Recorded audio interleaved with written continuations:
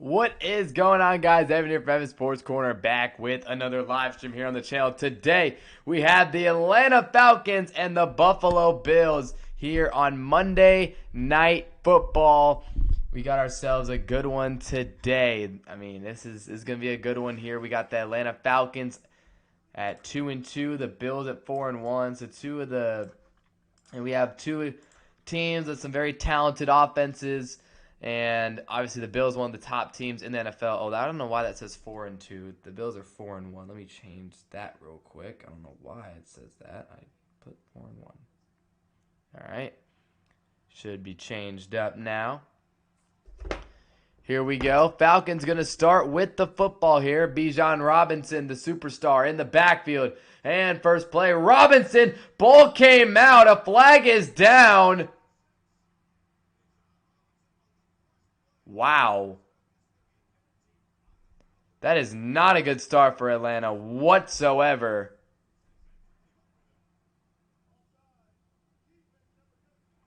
Oh, man.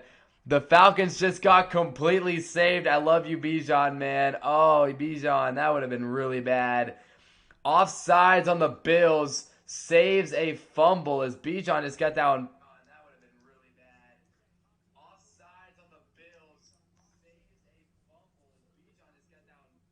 He's got that one ripped out completely. So that would have been really, really bad for Atlanta. Thankfully for them and Bijan, who I have in multiple fantasy leagues. So chill out on that, Bijan. Let's chill on the fumbles. That could have been really bad to start the game, but they get a 5-yard. They get 5 yards instead. And again, Bijan has been averaging the most scrimmage yards per game in the league. He's been great. They're going to need him to be a star today. As here's a 1st and 5. Penix has time. Firing down the field. He's got Drake London across the 45, and they're into Bills territory. So if Atlanta wants to make this a game, they're going to have to make these types of plays. You know Buffalo's going to bring it. You know Josh Allen's going to bring it, so they got to have a good offensive game. That's a great throw there by Michael Penix Jr. And just like that, they're already at the Buffalo 41-yard line. Robinson in the backfield. They motion Pitts inside. And now Pitts is on the other side. They go to Robinson here. Bijan going to get a few there. Again, Bijan averaging the most scrimmage yards in the league. He's had multiple 100-yard rushing performances, I believe. I know he has had multiple 100-yard receiving performances this year. And so him, Drake London, and Kyle Pitts are a good offensive trio. The weapons outside of that are a little questionable, but that's a superstar, top-of-the-line running back. A really good wide receiver in in Drake London, and then of course a really good tight end in Pitts when he's playing well. As here's the 2nd and 7, and another completion there to London, the former first-round pick, making the catch right there. And the Falcons are moving it well here on this Buffalo defense early on today. London here just kind of stops on a dime in the middle of the field, and then just an easy completion for Penix, and they're already across the 30 to the 29-yard line. London with 2 receptions for 33 yards, and here we go, Michael Penix Jr. motions Pitts across the formation, and he's now going to motion Bijan Robinson. They're going to go to Robinson here. Robinson makes a cut, and he's going to have about 7 yards on that one. So Bijan doing his thing right there. You already know what Bijan brings to the table. Buffalo defense, you got Deion Walker out of Kentucky and Ed Oliver at deep tackle, the 2 D tackles. And then you got Greg Rousseau and Joey Bosa, edge rushers. You know, I already know Rousseau's a good player. Bosa's been in the league a long time, productive player. And then you still got Trey White and Christian Benford and Teron Johnson, very veteran secondary. So 2nd down and 2 as they approach the red zone. A lot of motion with Robinson early. They're going to go to Algier, and Algier sprints free. Algier, touchdown Atlanta.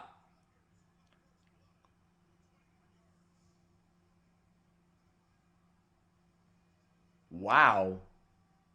That was fast. It's Algier who gets the touchdown right here.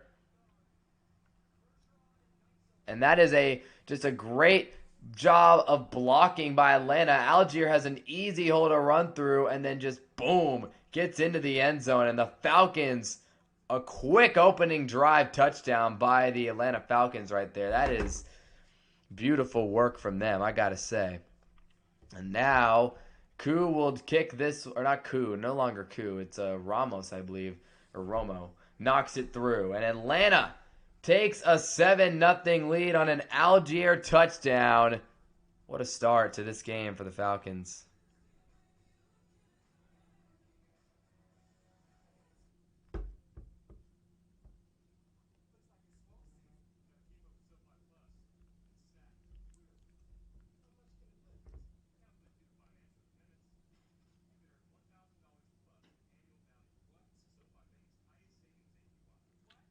Hmm.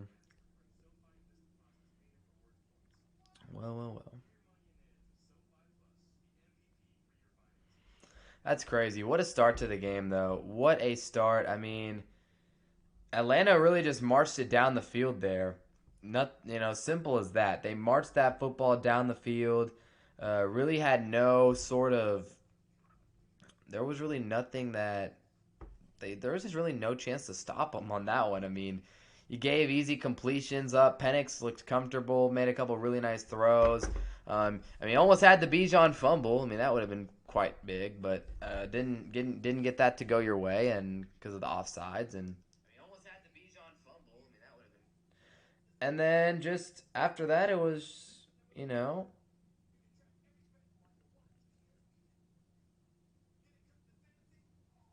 I don't know. After that, it was just easy work, and that Algier touchdown, much too easy for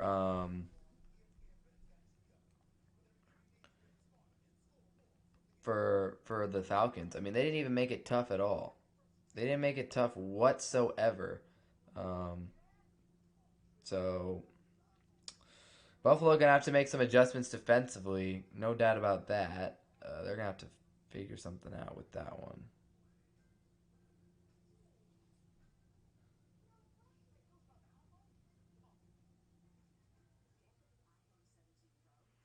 They're gonna have to figure something out with that because that was a really bad drive. But Josh Allen is about to come onto the field here, and that's obviously what matters. You get Josh Allen out there and see if things can start to go your way if you're the Bills. Get your offense out there and see what you can do. Josh Allen's elite. And again, Atlanta just went down, though. 5 plays, 69 yards in less than 3 minutes. And so nearly it started. I mean, it was a disastrous start at first. Bijan fumbling on the first play gets overturned because of an offsides call. And then just like that, Falcons march down the field and score. So now it'll be up to the Bills to respond here on Monday night. I got to say, there's a lot of empty seats out in the Mercedes-Benz Stadium today. So that is obviously not ideal. I do see quite a few empty seats. Obviously, the Falcons, I don't know, they haven't been the best football team. So here comes Josh Allen onto the field. He's a top 3 quarterback in the league.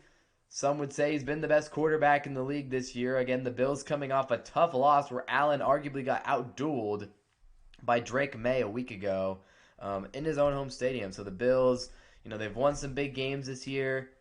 They beat the Ravens in I think that was week 1. Yeah, it was week 1. I mean, they've won some big games, but then that tough loss to the Patriots at home, looking for a bounce back as Allen, play action to Cook, going deep, down the field. Oh, it's hauled in. Joshua Palmer immediately making a huge play in this game for the Buffalo Bills. And Joe Brady, their offensive coordinator, immediately comes out going into play action, and Josh Allen launches this one deep to Palmer. Wasn't honestly a great throw from Allen, kind of left it a little short. If you hit him in stride, maybe a touchdown, but still got it up there, gave his receiver a chance on this post, and Joshua Palmer, big time grab, and the Bills already at the Atlanta 28-yard line after one play. Here's Allen, hands it off to Cook, up the middle. He's going to be swallowed up there by Atlanta. And so, there you go. That's a great catch by Josh Palmer right there. I'm not going to lie to you. That was beautiful.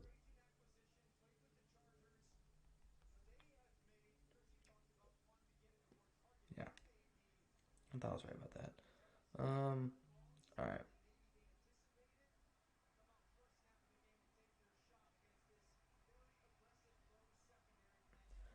So now 2nd down and 6. Allen fake to Cook. Allen scrambling now. Josh Allen going to slide down at about the 16-yard line. And there you go. So Atlanta's secondary looking solid. I mean, you got A.J. Terrell, who's been a good cornerback in this league for a long time. You got, of course, Jesse Bates, one of the league's top safeties. And Xavier Watts has been one of the better safeties in the league in his rookie year out of Notre Dame. Great player. He's had a good season as well. So, I mean, it's been a good year for him. It's been a good year for... It's been a... I mean, there's a lot... Not a good year. There's a lot of talent in that Falcons secondary. They kind of got burned on that first play, though. 1st and 10 for Buffalo. They go to Cook. He makes a cut back up the middle. He is stopped. Diablo is there. So, Atlanta, obviously, they invested a lot in the defensive side of the ball in the draft. They went out and got themselves, of course, Jalen Walker, first-round pick. I think they drafted James Pierce as well. So, again, big-time investment. They went out and got Xavier Watts. They really, really, really focused in on the defensive side of the football. I'll look it up here real quick because here comes a 2nd down and 9. But here's a 2nd and 9. Allen throwing a screen out to Shakir. Shakir. Flag is down as he gets across the 15.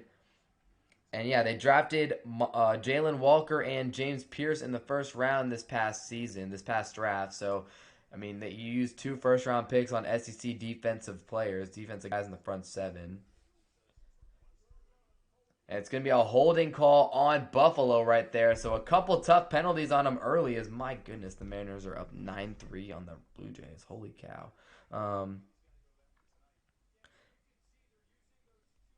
Yeah, this is Falcons draft picks 2025.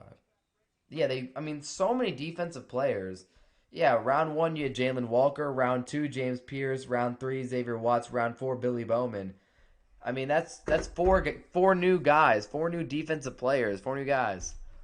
That's just, they've invested a lot into that secondary. There's Watts out there. I see him out there right now. 2nd and 18. Allen has time, now having to step up and roll out. Allen going to run, and he'll be taken down by Arnold Ebiketie. He chased him down out of the backfield. 3rd down coming up here for Buffalo. 3rd and long. Course, after that penalty, and so Allen has to step up. Ebiketie gives chase. Diablo as well. It was Diablo and Ebiketie who really made that play. Those are the main guys right there. Also, nice pursuit from Big Dog in the middle there. Who else? Oh, Zach Harrison. Okay. 3rd down and 13 for Buffalo at the 19-yard line. What can they do? Josh Allen motion secure around. Allen, 3rd and 13. Clean pocket. Fires to the end zone. Touchdown, Buffalo. Dawson Knox. A strike from Allen. And the Bills are going to tie this one up. What a throw from Josh Allen. Again, Atlanta used all those picks on those pass rushers. They have to make a play here. You got to get through and get pressure on Josh Allen on these 3rd downs. And he sees this little soft spot in their defense, fires it to Dawson Knox, and that's a touchdown again. The Bills are missing Dalton Kincaid tonight, their young star tight end who's been one of the best tight ends in the NFL this year. Dawson Knox already getting the scoring started in this one as Prater's PAT is good, and the Bills tie it up at 7. Both teams strike on their opening drives. It was Algier for Atlanta. It's Knox for Buffalo. The veteran ties this one up. And so that is obviously a very critical touchdown right there. Josh Allen doing his thing out here. I mean, he's looking great already. Oh, man. That's big time. That's big time, man. That's big time.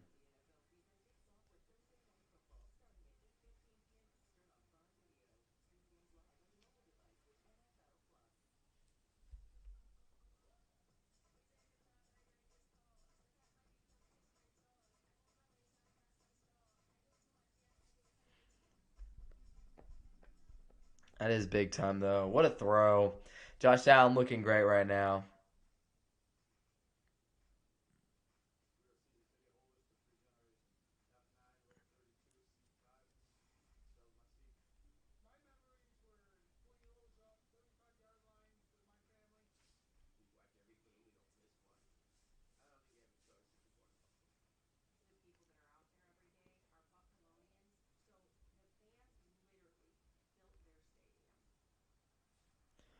Man, that is big time.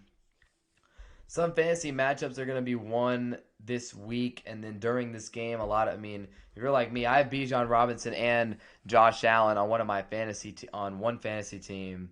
I am going to win regardless. I pretty much already won the matchup with that Josh Allen touchdown.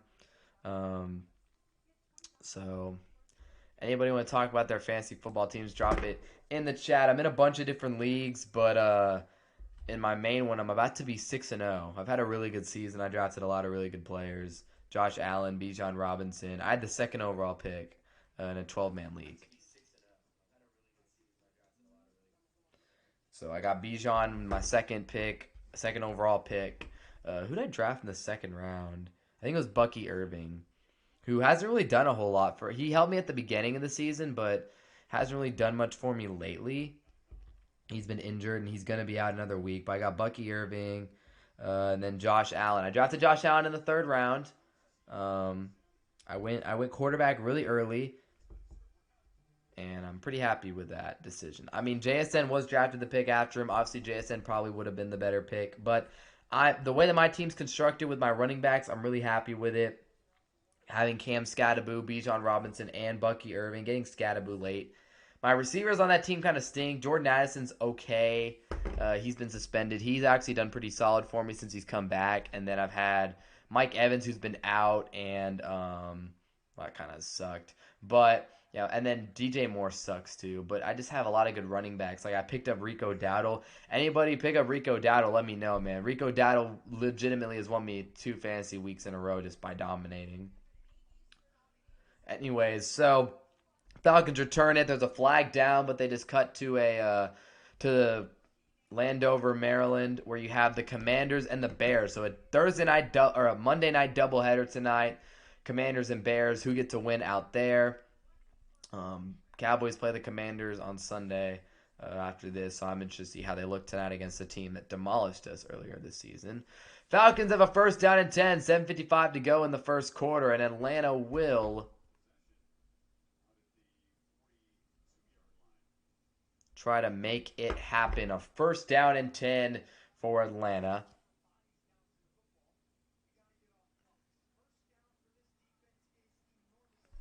So here we go. First and 10. Atlanta starts. Oh, it's a penalty on Buffalo, so Atlanta's going to start with it at the 42-yard line. Amazing field position. And it wasn't kicked out of bounds. It was returned. Bijan in motion, and we have all sorts of movement up front. And that's going to be a big old false start on the Atlanta Falcons here. So that's going to back them up 5.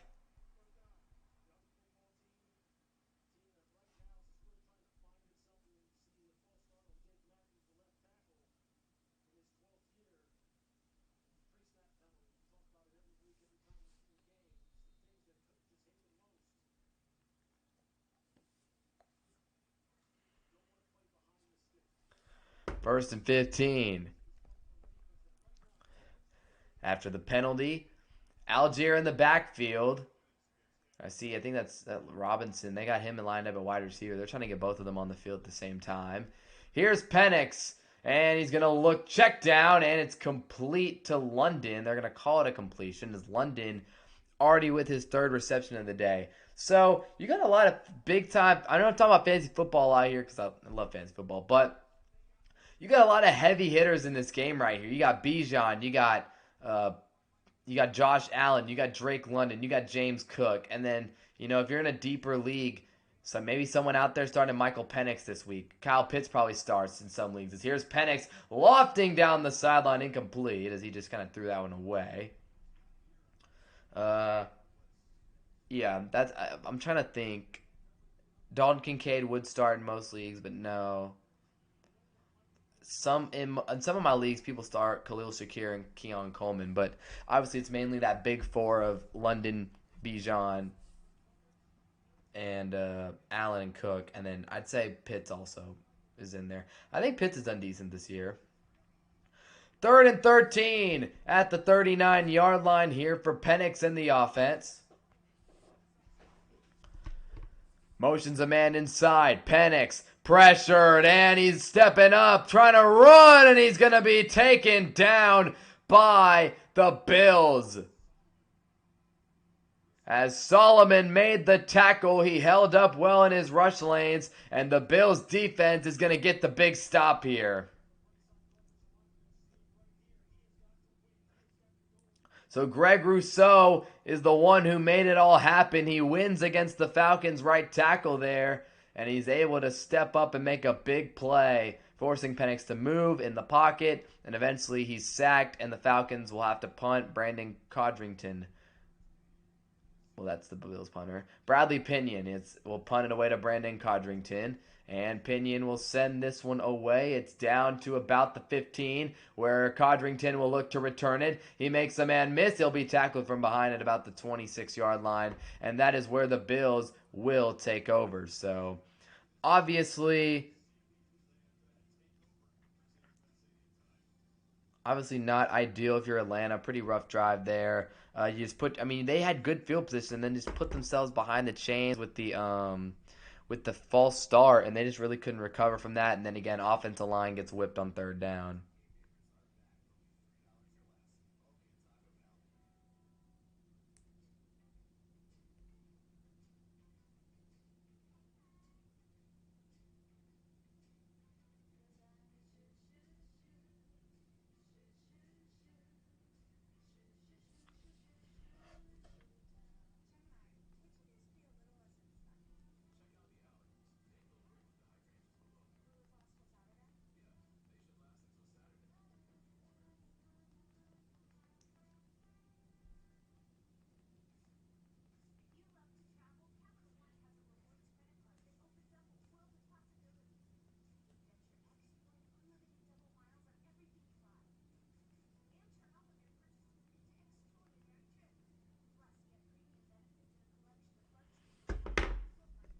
All right.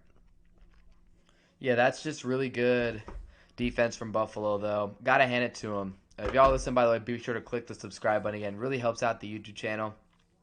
Been on the grind lately, getting these streams out, just trying to do what I love doing, which is my play-by-play. I love doing it, and like having an audience to support. So I really appreciate it if you guys would click the sub button. And anybody listening, if you want to leave a comment, make it a little more engaging, I would really appreciate that as well. Streams are more fun when there's some engagement for me, but obviously the game is also going on, so that's most of it. But would appreciate it for these annoying NFL commercial breaks, because they can be a pain sometimes. But yeah, just to talk about what's happened so far, both offenses were clicking on their first drives, and then Atlanta kind of got stopped up there, so we'll see. They kind of got they got stopped a couple times. So we'll see what Buffalo does on their second drive if Atlanta can make something happen again. I've been talking about it a lot early in the stream, the amount of capital the Falcons put into improving their defense. They really did. They invested so much in their defense, and early on in the season, it's kind of paying off. I mean, Bucks 23 points, not bad at all. 6 points against the Vikings, good work there. Then that random 30-0 game against the Panthers, kind of an outlier. 27 against the Commanders, it's all right. I kind of want to take a look at the statistical implications here of this, as Buffalo, again, has one of the best offenses in the league. So this is a really tough test for this young Falcons defense. Bills averaging like 400 yards a game. 1st and 10, Allen play action, throw, and a great play by Diablo as Dawson Knox was open on that route. Another play action, Allen loves it, but Diablo was there to make that play. That's a huge play. And based on yardage, Atlanta actually has the number 1 yardage defense in the league coming in today at about 244 yards per game. So they're clearly the defensive improvements are showing. They're a +1 turnover differential team, which is kind of middle. Wait, is that like 1, 2, 3? kind of middle of the pack, slightly above average in turnovers, in turnover differential. As Allen on 2nd and 10, going to keep it himself. Allen running around, and Atlanta's all there. Arnold Ebiketie making the tackle, going to bring up a 3rd down. So not a whole lot going on here with this Buffalo offense so far. As Allen, they're showing a graphic about him right now. 80 wins in his first 115 starts. One of 3 players in NFL history with 27,000 passing yards, 4,000 rushing yards, and an NFL MVP to his resume. But of course, the one thing he's lacking is a championship. He hasn't even appeared in a Super Bowl yet because of Big Bad Mahomes in the AFC. So can this be the year the Bills finally get the job done against KC? We'll have to find out. 3rd and 10. Falcons send a blitz. Allen has to throw it away. Oh my goodness, if it's a catch, which it is. Unbelievable throw and catch. Allen to Shakir. That is a ridiculous play, and just one of the only quarterbacks in the league who can make this play. It's Josh Allen under heavy pressure, and they're going to throw the challenge flag here on the Atlanta sideline. Bills hurried up to the line of scrimmage to get that one off.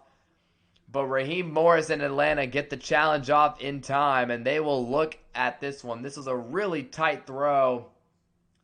And Shakir gets 1 foot to... that 2nd foot right here. So he makes the catch. 1 foot is down. Did the 2nd foot... The 2nd foot's out of bounds. The 2nd foot is out of bounds. This is going to be an incomplete pass. Great challenge by Raheem Morris and the Falcons. That is going to be a punt. Wow. I mean, hey, that was a crazy play. So they sent a bunch of guys. They sent a big blitz. They got through the middle. They sent them through the... Let me see here. They sent him through the middle. And Allen made a great throw under pressure. But I think it's gonna be incomplete though. Shakir didn't get that 2nd foot down in bounds. That is just a really, really nice play. No. Yeah, I think they sent him through the A gap there. They sent that A gap pressure, and it's just they weren't able to pick it up or do anything like that. It was just kind of a free shot at Allen there. He just had to get rid of the ball really quick, and he made a great play. I mean, it's about as good of a throw as you can ask for there, man. So yeah, if y'all are listening again, be sure to click that sub button. Next sub is going to be 1,560. So really cool, right? Yeah. That, I mean, again, crazy play. Again, one of the only... I mean, Josh Allen to even get that throw off and put it just on the money over a defensive back in really tight coverage and drop it in the bucket is extremely impressive. But, unfortunately, Shakir wasn't able to get that foot down, so it's going to be a punt. But now I have a little more time as I look at this, which this should be a quick review, is going through these stats. So Atlanta, like I said, they have one of the better defenses in the league so far this year. In terms of yardage allowed, they're one of the top defenses in the league in terms of yardage allowed. One thing is, where are they at in sacks? They're on the bottom tier in terms of sacks. This is a team that gets a whole lot of pressure thus far, which is, probably not ideal.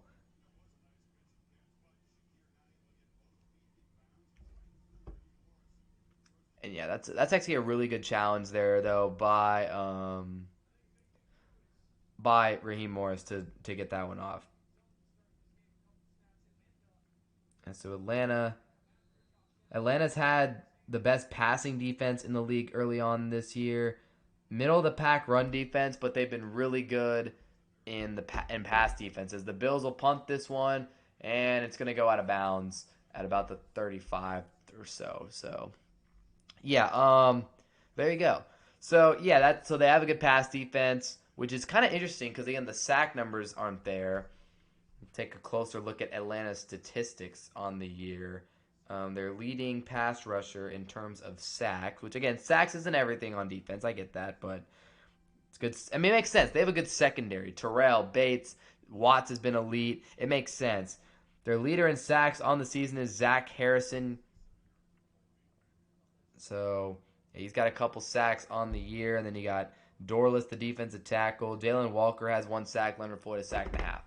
Falcons will start at the 34-yard line, and Algier is in the backfield here. And Penix gets the snap, handoff to Algier. He's up the middle, and he is stuffed for a loss by the Buffalo Bills defensive front. There's Bijan Robinson. He wasn't even on the field there, but Bijan is being utilized in a lot of different ways. I've been watching this game, and Bijan just keeps on. I mean, they keep motioning him in just a lot of different ways, outside zones, just motioning him out to create that threat, get the defense's eyes moving. That's what the whole point of motion is to get the defense's eyes moving and try to figure out what coverage they're in. And right now they have Bijan in that outside zone kind of look, as I think there was a flag. Robinson just made the catch, took a pretty solid shot there. It's going to be a 3rd down, so maybe a perfect get-off. I thought there might have been a offsides there. Not really. I guess I'm tripping, but it's going to bring up a 3rd down here as Robinson kind of took a big hit on this one. And, yeah, he immediately took a shot right there from A.J. Epinesa. So it's going to bring up a 3rd down and 3. Again, they used Bijan at receiver a pretty decent amount. They've got him lined up there right now. 3rd and 3 from the 41. London in motion. Zach Robinson using a lot of motion. They're going to send a blitzer. It's picked up, and Penix throws it out of bounds, but a flag is thrown. Pitts was the intended target. Raheem Morris is up there chopping it up right now. I don't know. He's smiling his butt off. As we got flags flying, though. And Kyle Pitts gets grabbed, so I think this is going to be a pretty... Yeah. Pass interference on the Buffalo defense. It's Tre'Davious White, I believe, who got called for that one. And it's going to bring up a 1st and 10 for Atlanta. Who has Pitts? I want to see how Pitts has been doing this year. How's he been doing? Is anyone starting him in my league this week? I don't think Pitts is starting this week for anybody.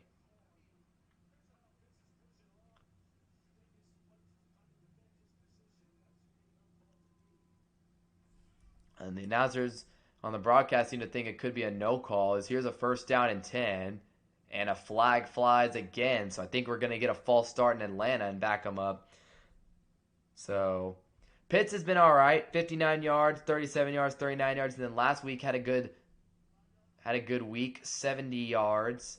He caught all 5 of his targets, and he had a touchdown. So, I mean, he's kind of just middle of the pack. Again, Pitts was, I mean, don't get me wrong, Pitts is still not exactly what I'd call a draft hit. Another subscriber. Thank you to everybody to sub, 1,560. Again, I really appreciate everybody who subscribes. Be sure to click the sub button if you're enjoying what you're listening to. 1st and 15, Robinson now in the backfield, and they'll give it to him. Bijan makes a cut, and Bijan on 1st and 15 will drag a couple defenders with him. So Bijan and the Falcons backed up again because of another pre-snap penalty. They're having some trouble early on today. We got a 2nd down coming up here for Atlanta. 3:46 to go in the 1st. Penix, 22% off-target percentage, which is 31st in the NFL. Never a good thing. Penix has actually been pretty inaccurate this year, and hence why Atlanta had 0 points against Carolina. And I think they only have like one 30-point game this year. So the offense for Atlanta hasn't exactly been humming because of Penix's accuracy, as Bijan gets another carry, making a cut, and he'll be stopped. Maybe gets a gain of 1 on that one. Atlanta's O-line didn't do a great job on that one, and it's going to bring up a 3rd down.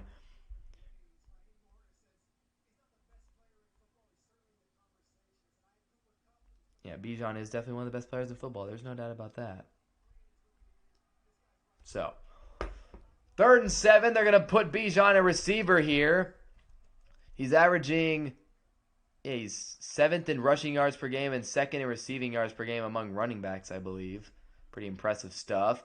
3rd and 7. Bills send 5. Penix down the field. He's got London for a 1st down. He makes his way to the 32-yard line. And I tell you what, a couple bad throws tonight, but Michael Penix has overall looked pretty accurate on a lot of these throws.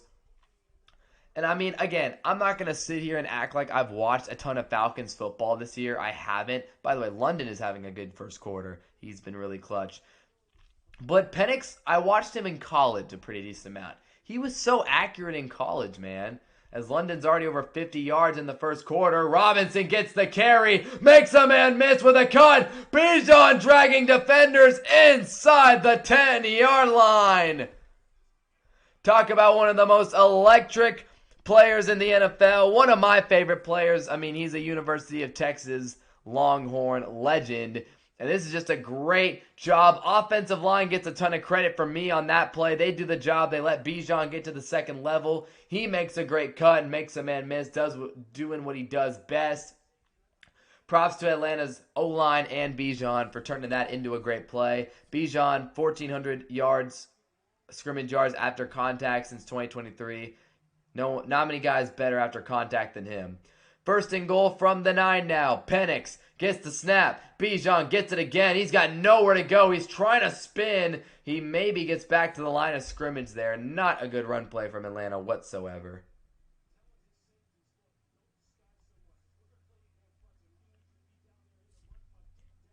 But yeah, Bijan, man, looking all tough to bring down early on in this one.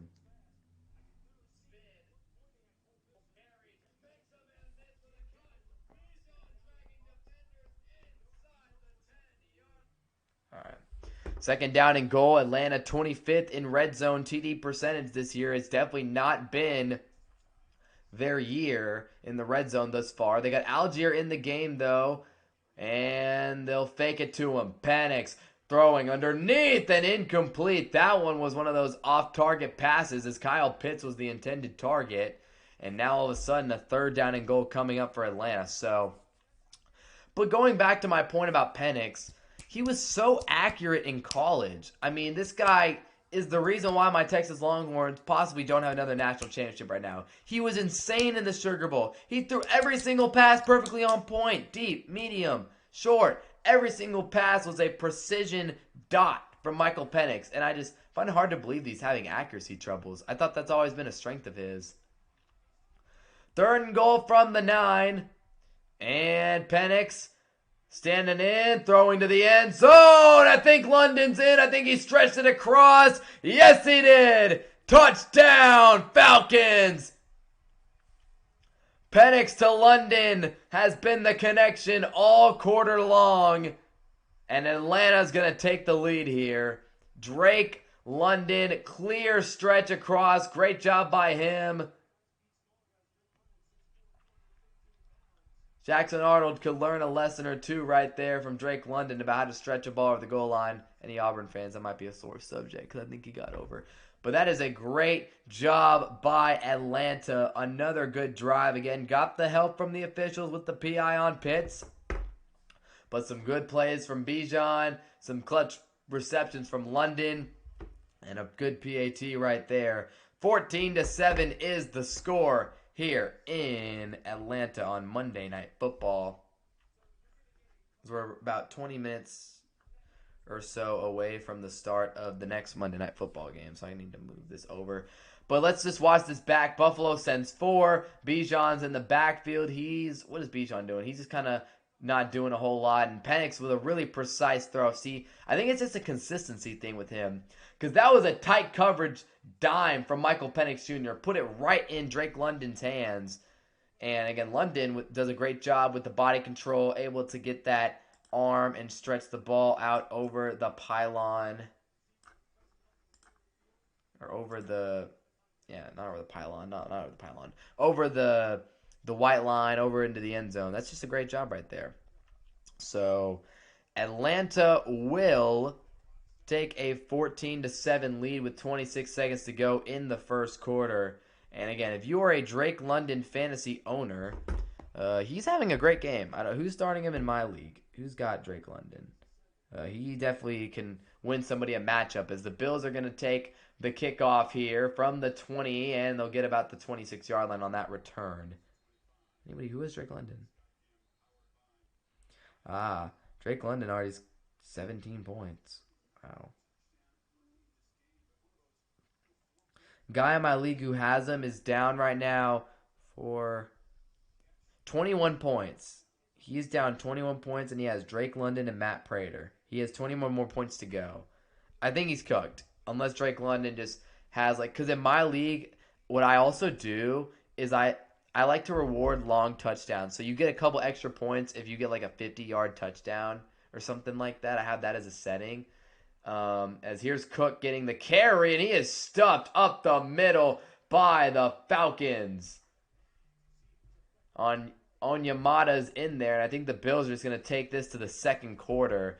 So 14-7 Atlanta after one on Monday Night Football.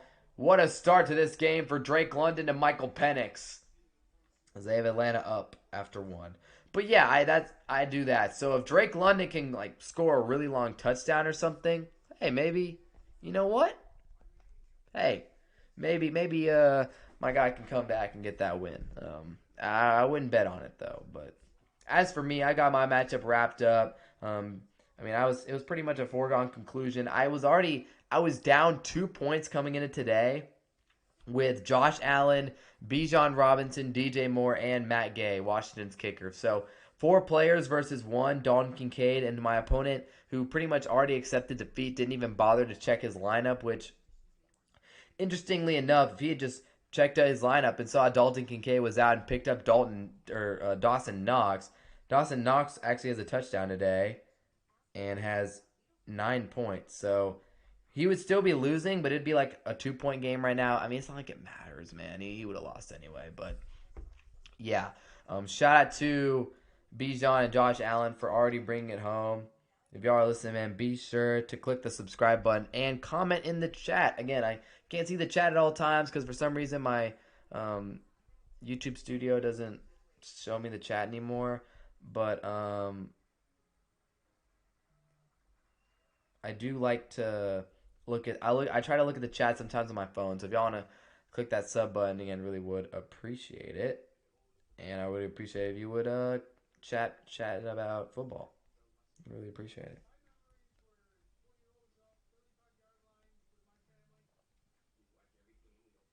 Mm.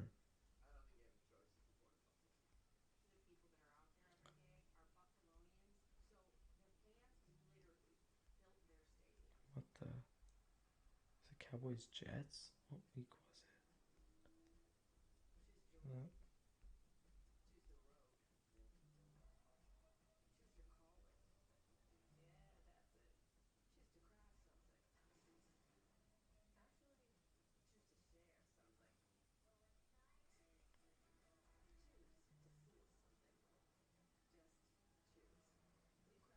Is he a sub? What's up?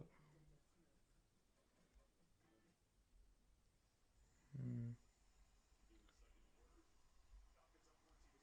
I wonder if that's a thing. Where,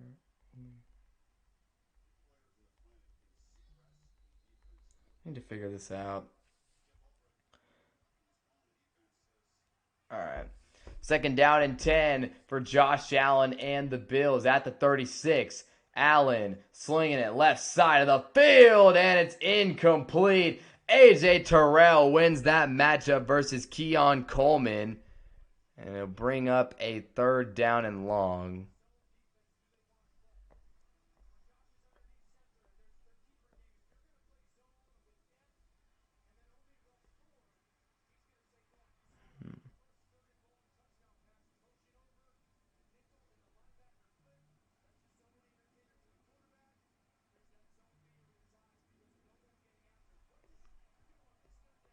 All right.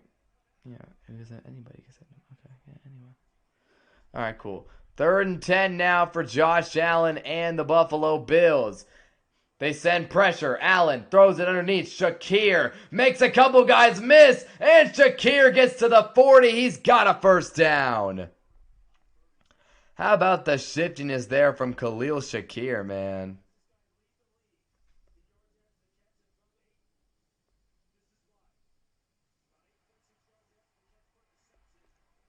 Wow.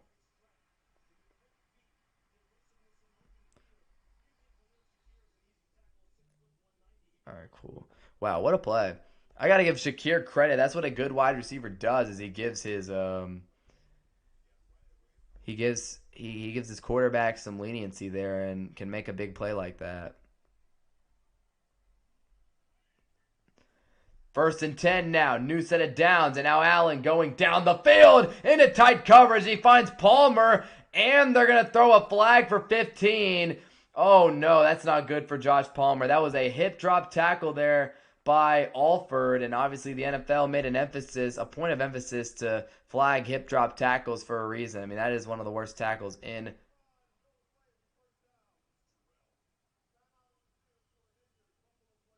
Wait, they decline. Oh, wait, what's the penalty? Maybe it wasn't for the hip drop tackle. I saw it fly in, but there is an injury. I think that was a hip drop tackle, though. Which, again, really sucks because I hate seeing. I mean, I think that was a hip drop tackle right there, which obviously, like I said, I really don't like to see that. Those tackles suck, man. Like, they're just the worst in the sport. I hate them.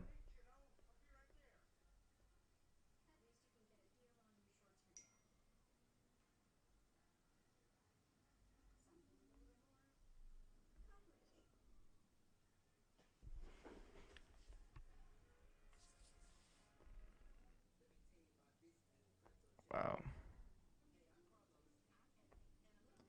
I just hate to see that. I really do. I really do hate to see that. I mean, that's just it looked like a hip drop tackle to me, and I don't like those because I mean those are just not good, bro.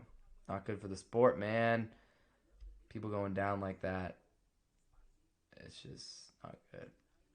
Man, can someone say something in the chat, man? Come on, I'm bored. I'm bored during when there's a commercial break. I want someone to say something. Man. Anyways, yeah. So Buffalo is driving though again. Shout out to Shakir, made a heck of a play on that third and long. Made a couple guys miss, able to pick up the first down. High level stuff right there from him. He's a very good player. So Shakir's a good player. Shakir's really underrated. He's a really good player. Pretty underrated. Pretty underrated feller.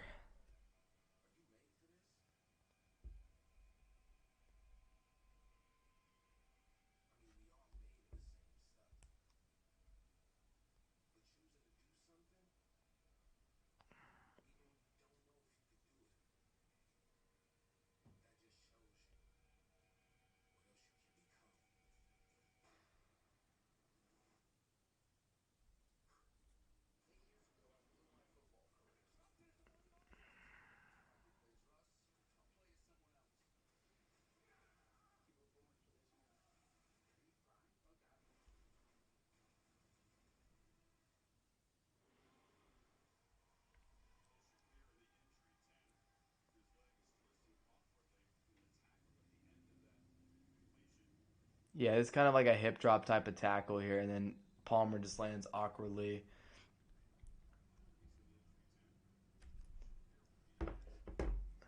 Here is Allen pitching it out to Cook, and Cook will get a couple yards there. They haven't really been able to get him going yet in this game.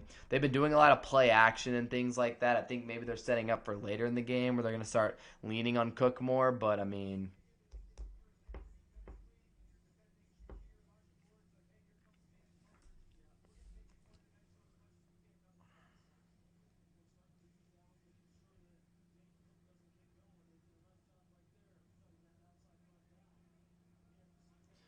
so here we go. Second down and 8.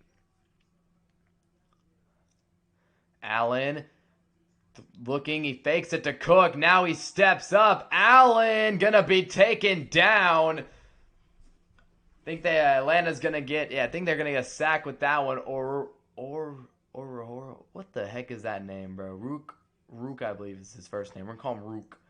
As the pocket quickly collapsed there, and Rook is able to make that tackle. I mean, I think it was cleanup duty for. Yeah, Rook had cleanup duty. Onyemata was the one who actually wrapped him up. And now an injury to a Buffalo Bills offensive lineman. Connor McGovern, the center, is the one who is down right now on the field. So, Anderson coming in, the backup center, to practice some snaps with Josh Allen real quick as Connor Robertson's being attended to. But yeah, that is just a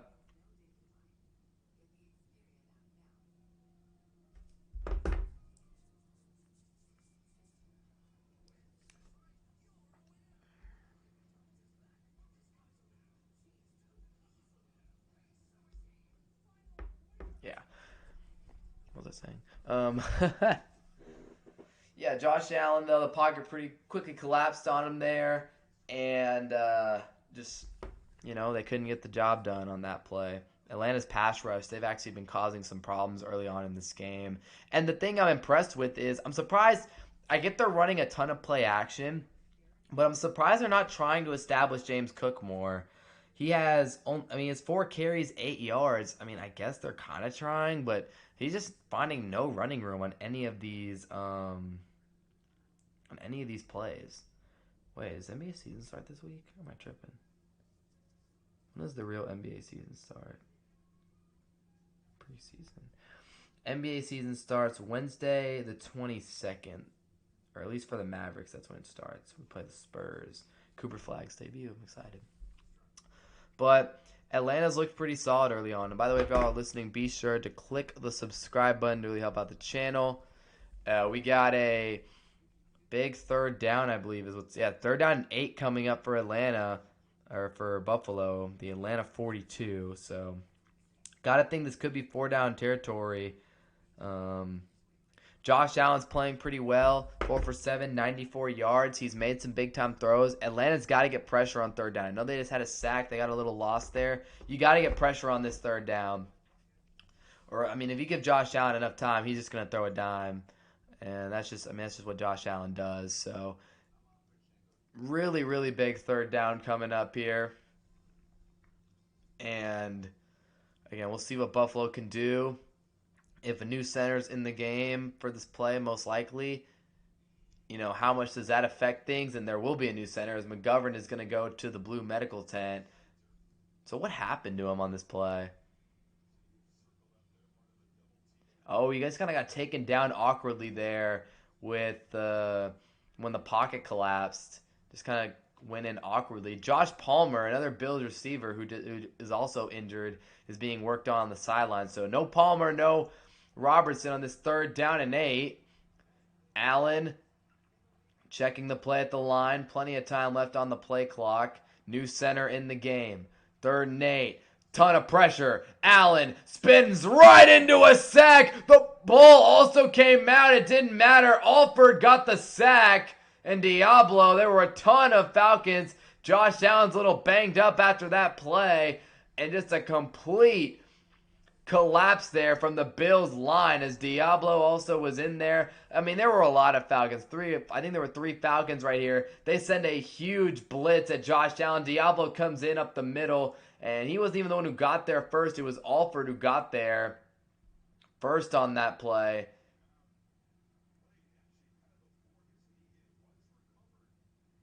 The ball may have actually came out. But it doesn't matter. It's 4th and 22. Bills will punt it away. So, man, I got to give Raheem Morris credit as the Falcons will fair catch down at about the 13.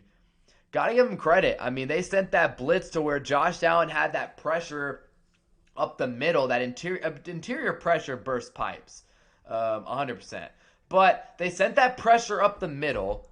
Josh Allen tried to spin out of it, be elusive, you know how Josh Allen is, and he spun right into more pressure.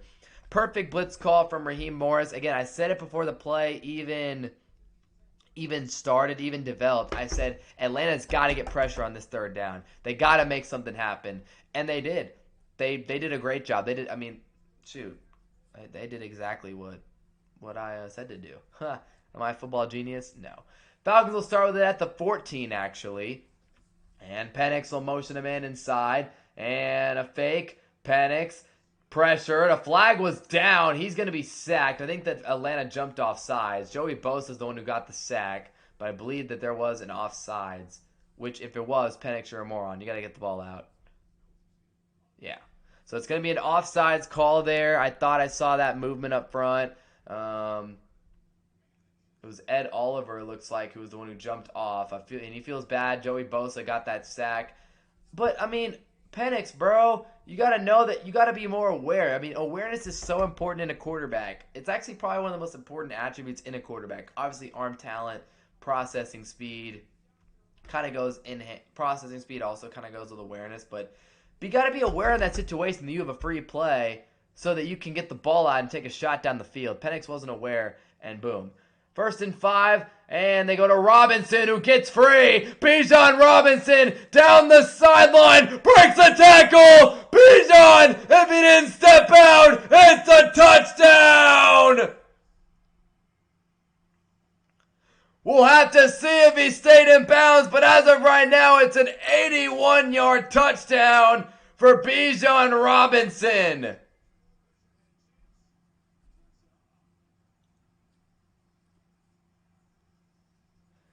Wow. And I thought that they dropped more linebackers, and I thought that they dropped more players closer to the line of scrimmage. They drop a linebacker in late. It's a great blocking job by the Falcons O-line, but then Bijan does the rest, and I think he did stay in bounds. I think this is going to be an 81-yard touchdown. Bijan is unreal.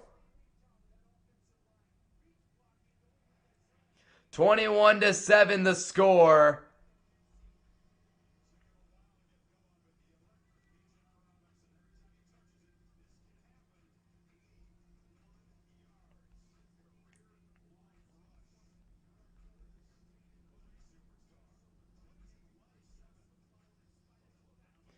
"81-yard touchdown, dude. Oh, he's just incredible. He's incredible.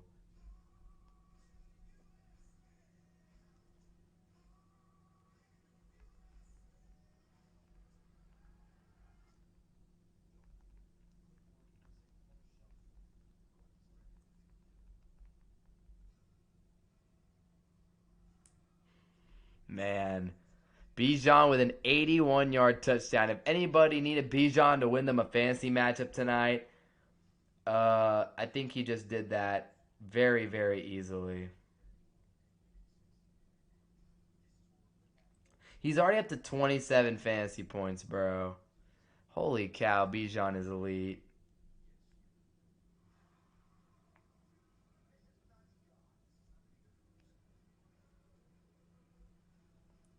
That's a ridiculous touchdown, bro.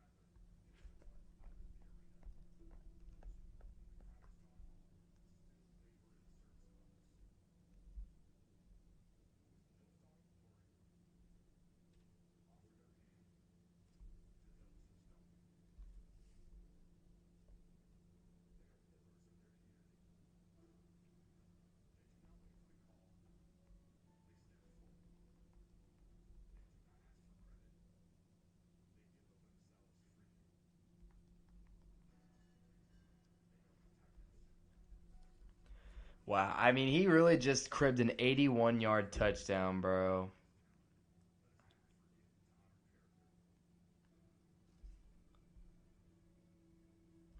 My goodness. That's just crazy.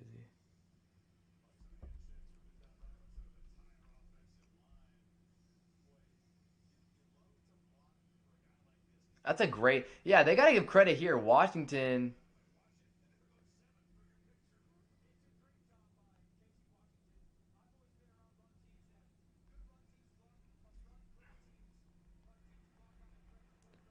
And Atlanta, Jalen Walker on special teams making some plays as well. And things have just not gone the Bills' way here in this first quarter whatsoever. If you are listening, be sure to click the subscribe button.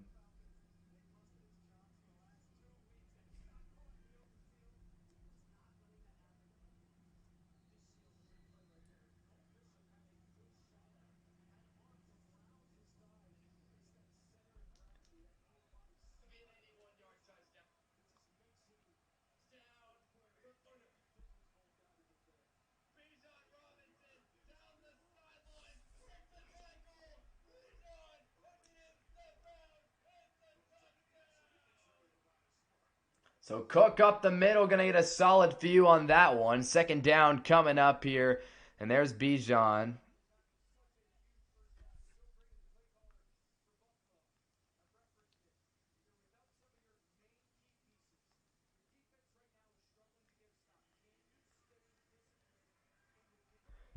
Second down and 4 after the 6-yard run from James Cook. If you are listening, by the way, be sure to click the subscribe button, as the Commanders and Bears are also about to start, which in one of my other leagues I'm relying on DJ Moore and DeAndre Swift. Am I cooked, guys? As there's a big run for James Cook. He's across the 40, gets a first down and a whole lot more.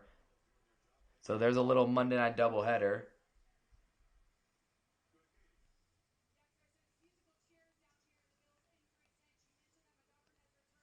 So the Bills get their starting center McGovern back. That's huge.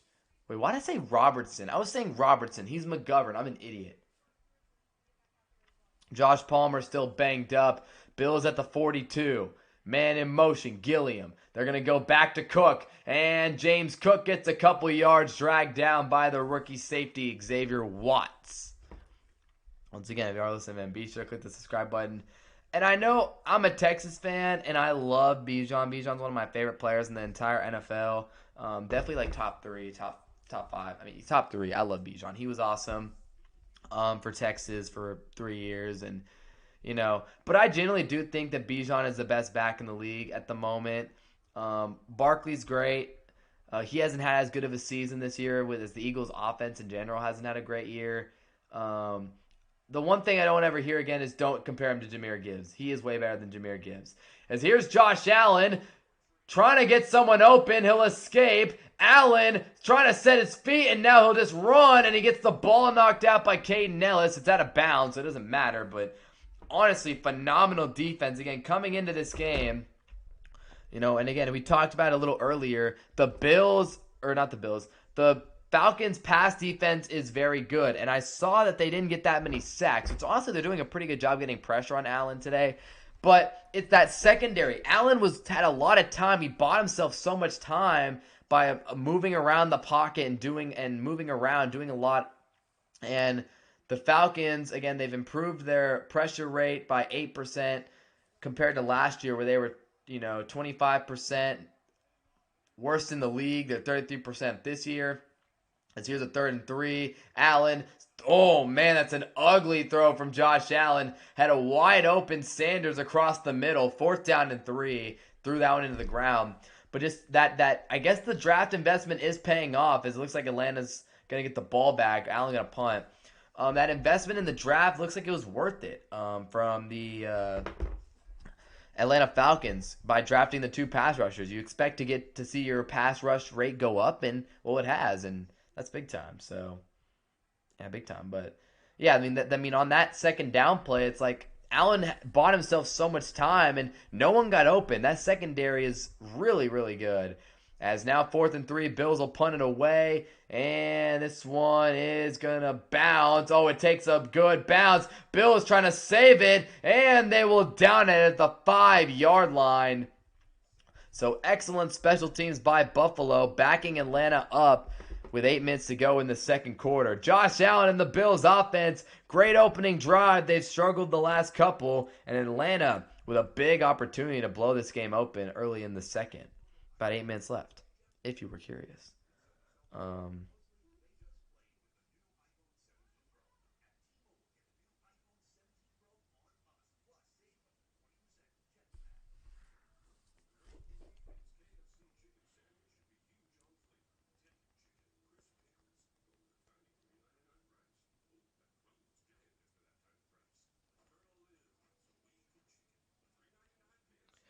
Yeah, if y'all listen, man, be sure to, once again, click that subscribe button, man. Help out the channel.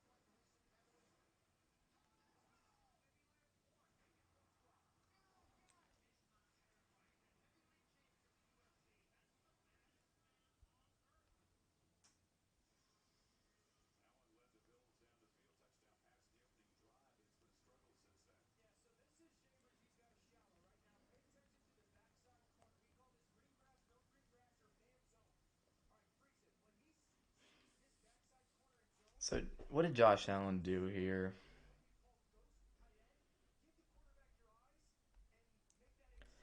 How's the Bills?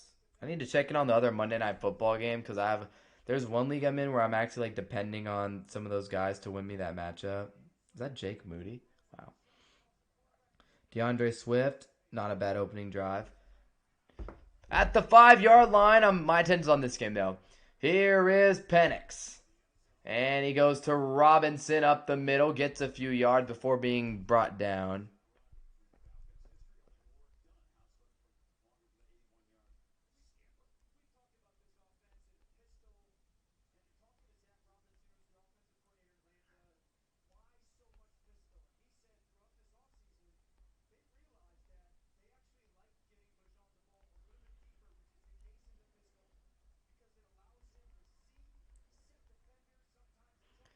Second down and 7.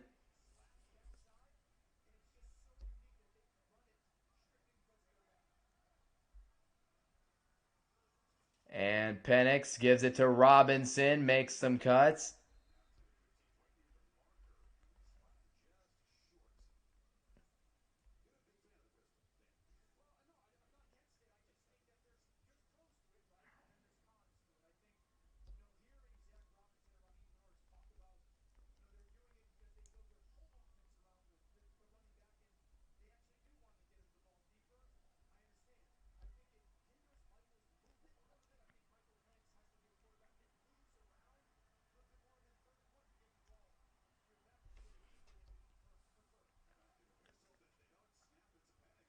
What the heck? They ran like a little fullback dive.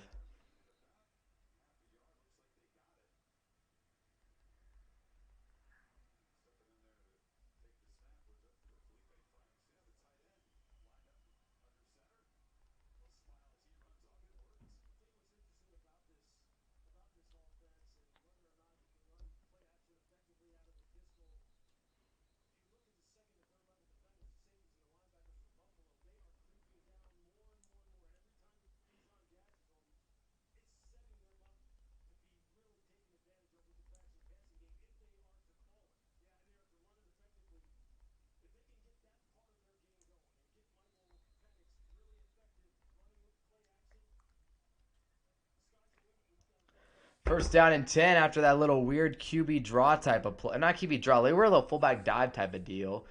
First and 10 now. Penix motions Washington. Fakes the give to Algier. Penix loading up. Down the middle. And he's got London who jukes the man and gets to the 42-yard line of the Falcons. So a couple plays ago, they were backed up on their own 5. And a big first half continues for Drake London today.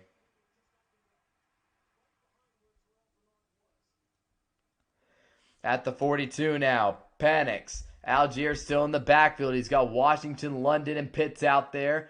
And he'll fake it to Algier. Play action. Penix all the time. Gonna take off now. Michael Penix Jr. will pick up about 8 on that one.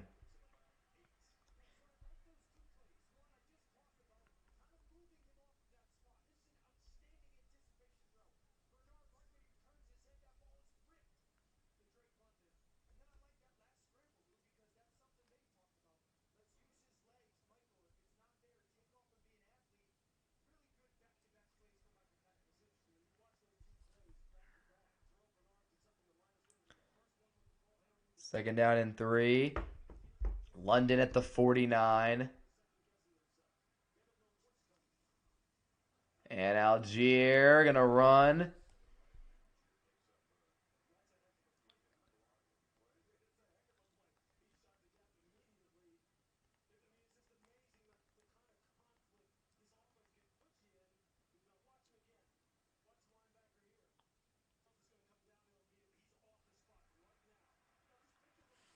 Yeah, Algier getting some work in today.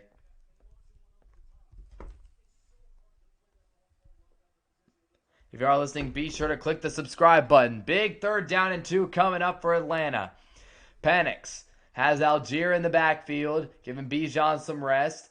And a fake to Algier. Penix rolls to his right. And he floats it down the field. He's got Kyle Pitts for the first down. Left-handed quarterback rolling out to the right.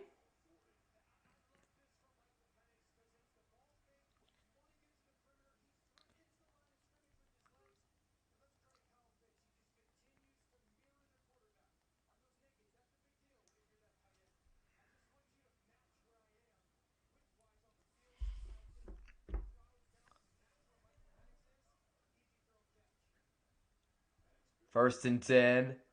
Penix motions Bijan, and they'll give it to him on the outside zone. Robinson makes a couple cuts.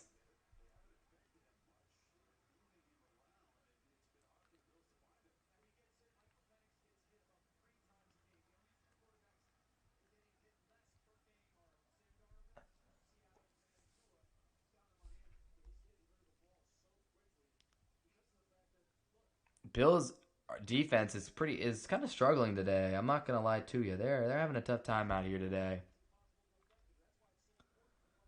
Bijan is just out here cooking them up. They have almost 300 yards of offense in the first half, and Buffalo's elite offense has had nothing today, really, since the first drive. It's here the 2nd and 9. Penix protected well, outside, incomplete. He was looking for Robinson on that out route, and it's incomplete. 2nd down, 9 turns into a 3rd and 9.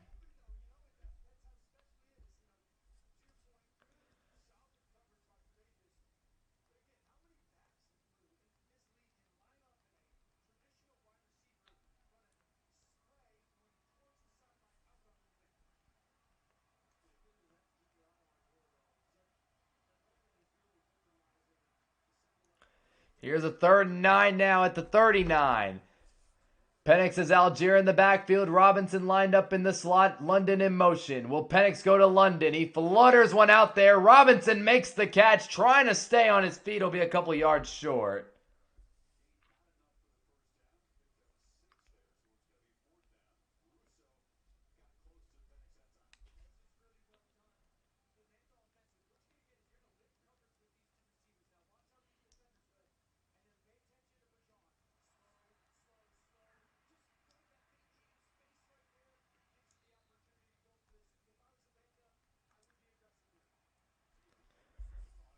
So 4th down and 3 coming up here for Atlanta. Their offense is still out there. Robinson's in the backfield on 4th and 3.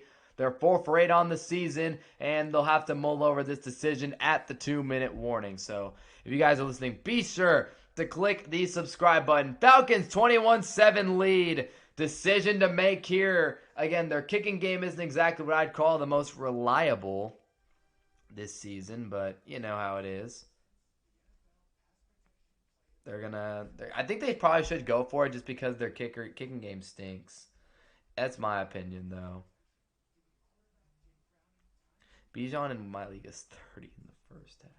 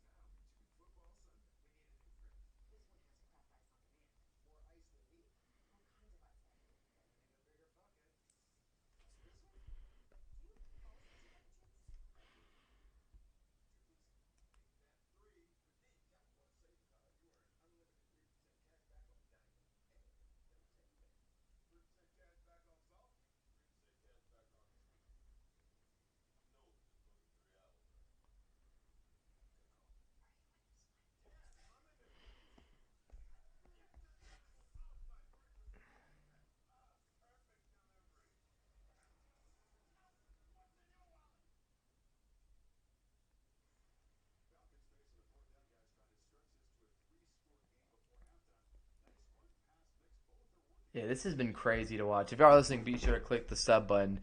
This has been crazy. I did not expect the game to go like this whatsoever. I really did think that Atlanta was going to have a tough time today, but they have done a great job against this Bills defense. And they've done a good job against Josh Allen as well. Only 7 points for him in the first half. I mean, that's not ideal. 4th and 3. Huge play. Penix and company at about the 33-yard line. He'll motion Robinson across the formation. Snap is off. Penix, middle, incomplete. If there's no flags, which I don't think there is, Teron Johnson with the great coverage on Washington. And Penix and the Falcons will turn it over on downs. Great coverage right here. Great defense from the Bills. And they get a huge turnover on downs. I mean, this is not a bad pass. I mean, Washington just, there's a little, that's just good coverage right there. And he gets his hand in front. He's all over Washington there, and boom. You get Josh Allen the football right before the end of the first half. I mean, that is big time. London's probably upset he didn't get the ball there. Not going to lie. Probably pretty mad. I'm going to have this Bears-Washington game on as well. 1st and 10. Allen needing a score. Allen. Left side, open man. It's Coleman trying to make a man miss. He'll go nowhere. And Buffalo will have to just hurry this up. Again, no team has used a timeout so far. So, again, Josh Allen only 34 yards passing after 64 yards on the first drive of the game. Got to get those numbers up here. 1st and 10. 2nd and 6 now.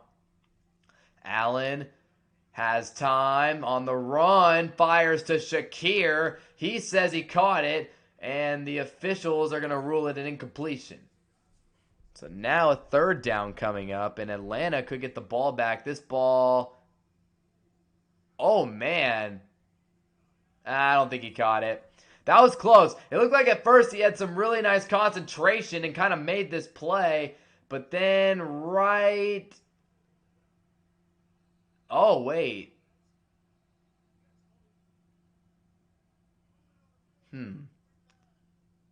They're going to review this here. This is interesting because I think he may have actually been able to reel this one in. At first, at one angle, I was like, okay, no, he didn't reel it in. But then that last one they showed, I was like,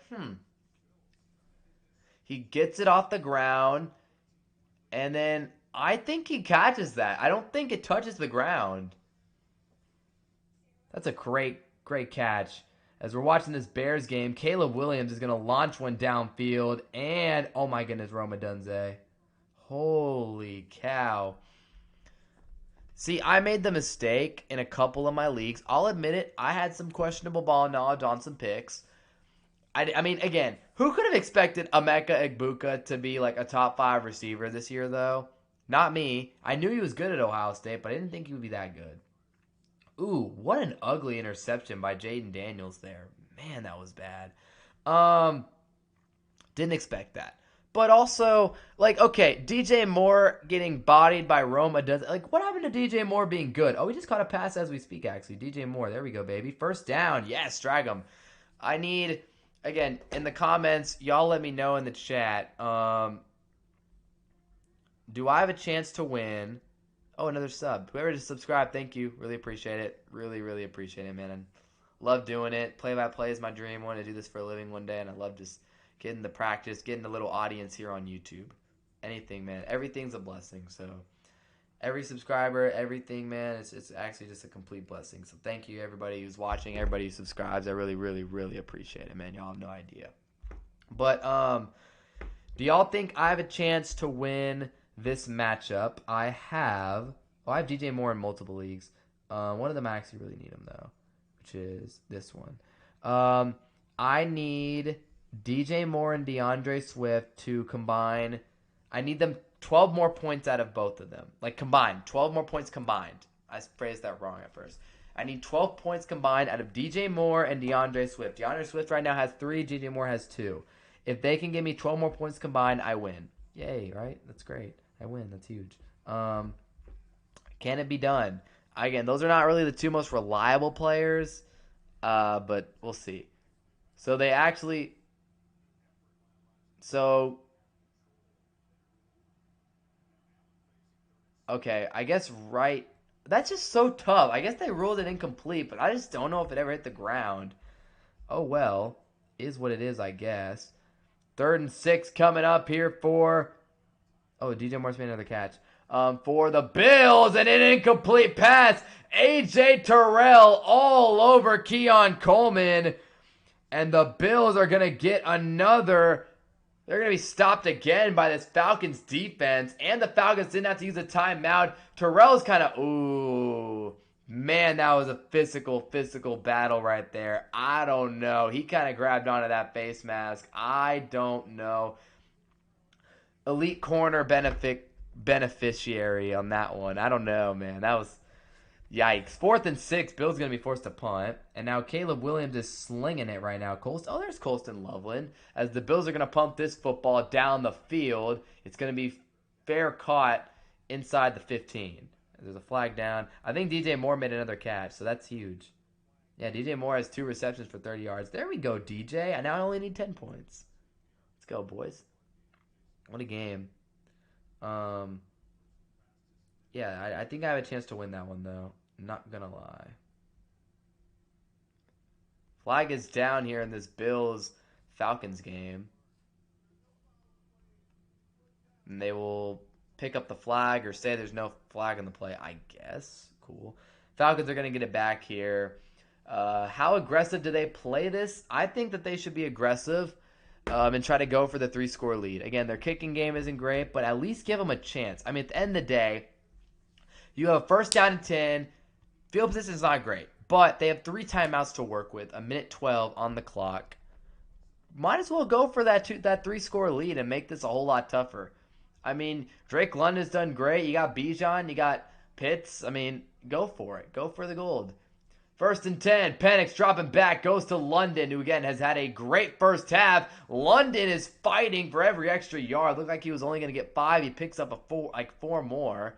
And now they're going to hurry up to the line here. They're not using a timeout yet. So again, we'll see how Raheem Morris decides to manage this clock. They're kind of taking a lot of time to get up to the line, though.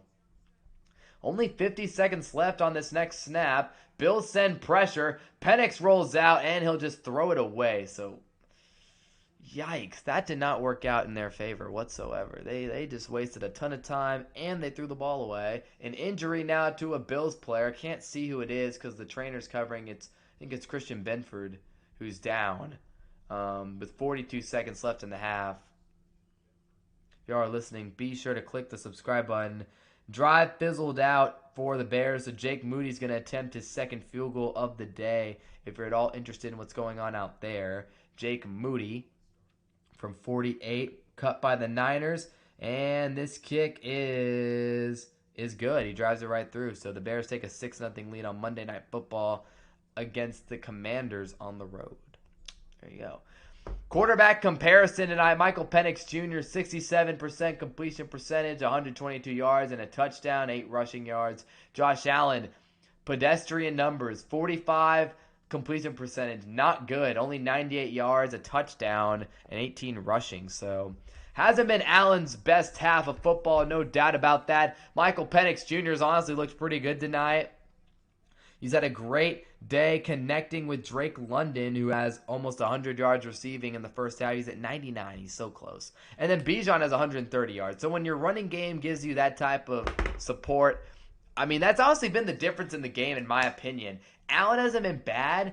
It's been an offensive line difference. The Falcons have done a great job blocking for Penix and pass pro on a lot of these plays, and they've done a great job for Bijan. The Falcons have been able to establish the run game, more than establish. I mean, my goodness, Bijan ripped off an 80-yard touchdown. But the run game for Atlanta has been so much better. Buffalo still hasn't been able to establish any sort of ground game with James Cook, really. A couple plays here and there, but not compared to Atlanta. 3rd and 1, Robinson in the backfield, man in motion. And they'll just give it to Bijan. Can he pick up a first? Yes, he does, across the 25. And I think Atlanta's going to just take that first time out here. As they get a good run there. Yeah, I mean, James Cook is out here with 7 carries for 30 yards. Not bad, but when the guy on the opposing sideline has 100 more yards than you rushing, I mean, there's a clear difference in the run games right now. So, Atlanta will use that first timeout, though. And there's Bijan, 136 rushing yards and 11 carries. Most in a half by an Atlanta Falcons player since 2011. Kind of crazy. If you're all listening again, be sure to click the subscribe button. Help out the channel. Falcons right now have it at the 27-yard line. Robinson in the backfield. Buffalo's got a lot of guys up on the line.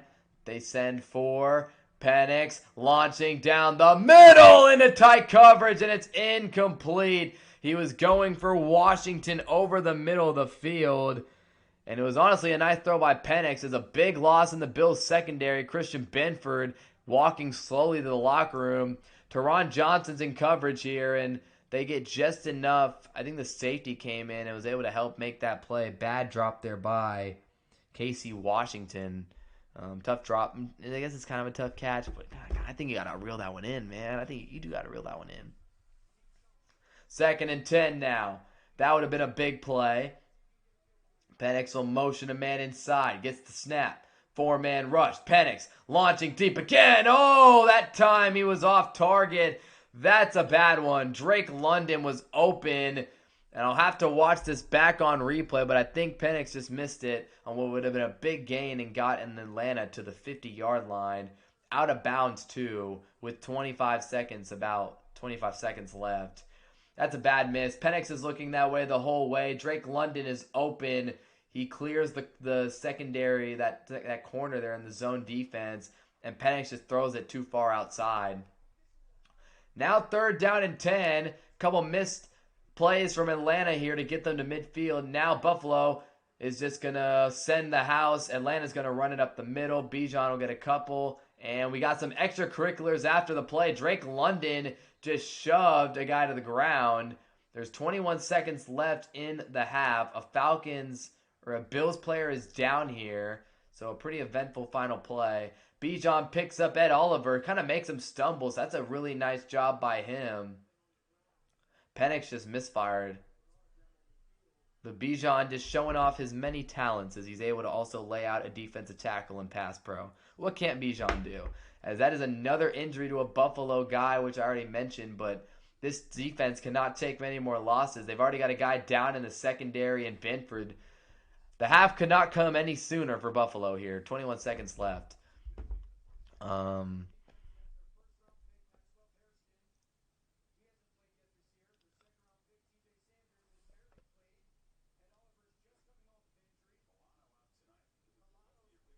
And that's Terrell Bernard, who's banged up after this play. And they just mentioned on the broadcast, as hopefully Bernard is all right. He was already grasping at that leg, and then his teammate fell on it. So obviously not a rough couple seconds there for him. Hopefully, again, he'll be okay. Again, they said that Maxwell Harrison, their first-round pick, hasn't played this season. I mean, not good. We got a Falcon walk into the locker room as well here. So, man, body's just falling. As Jake Matthews, the Falcons' left tackle, is heading to that locker room early. So, I mean, guys are just dropping like flies out here in Atlanta at the end of this first half. Hopefully everybody's going to be all right. Again, halftime could not come soon enough. Pinion's going to punt this one away. And I got to think if you're Buffalo here, I got to think you just kneel this one down and take it to the half. You have one timeout left, which I've done a crappy job of adjusting the timeouts. But you got to just take this one to the half, right? Like, I mean, it has not been a good end of the half for either of these teams. Punt will down them at about the 30. If you are listening, be sure to click the subscribe button. Fun first half here from Atlanta. As Jake Matthews just kind of got undercut there. He goes down. He's grabbing at his lower leg.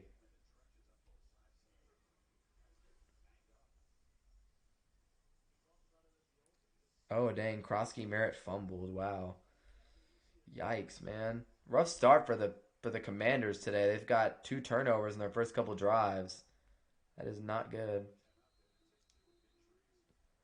Josh Allen and the Bills are lined up in shotgun. 15 seconds left. Maybe they try to hit something quick and get Matt Prater a chance. Allen, pressured, throws over the middle. It's intercepted. Oh, that's the one thing you couldn't do is Alford gets the pick. And now Maybe Atlanta with 7 seconds left has a chance for something. D. Alford with the interception. And again, Josh Allen, after that opening drive, went so well. He has really struggled to find any sort of rhythm here in this first half. Some pressure, pocket collapses, Jalen Walker's in there, and Josh Allen just throws this. A great play by D. Alford to jump in front of that Bills receiver, and Josh Allen, man, just has not been his day thus far. Only good news for the Bills, there is only 7 seconds left. So if Penix and this offense cannot hit something quick, and they're going to need some yards because their kicking game, like I've mentioned, has been awful this season. They had to cut Koo, and Romo hasn't been much better. So 7 seconds left. Atlanta's got 2 timeouts, but they could play the boundary. We got a stoppage here. I'm not really sure why. They're reviewing the interception here. They're going to review this interception. I don't know why they're looking at this. I mean, this doesn't look close to me. He rolls over with the ball in his hands. He is good. This should not take very long.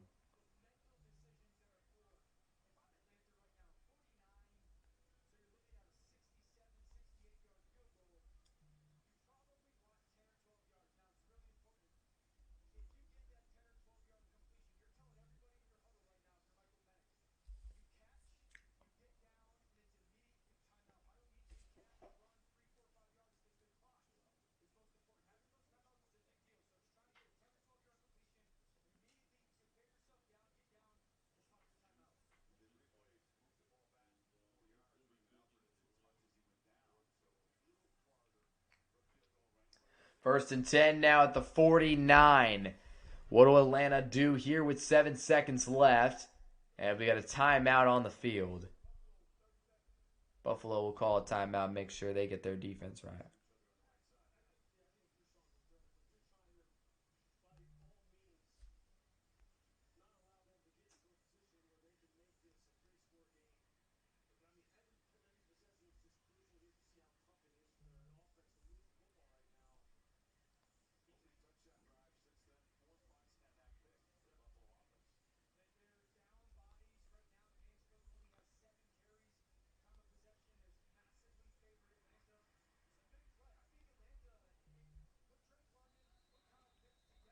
So now 10 seconds on the clock.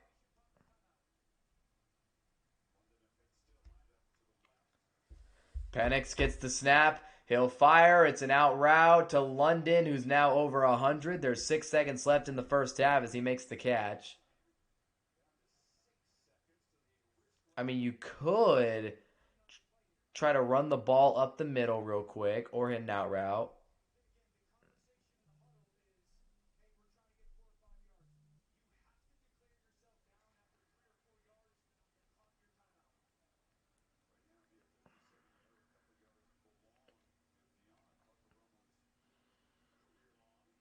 So 2nd down and 1, 6 seconds left. They're going to throw the ball. They're going to hit London. Oh my goodness. This could be a touchdown. London, is he in? Oh my goodness. Touchdown Atlanta. Oh man, they're going to review it and see if this is a 40-yard touchdown. If he was out of bounds, they'll have no time and there will be no score, but this looks like a touchdown.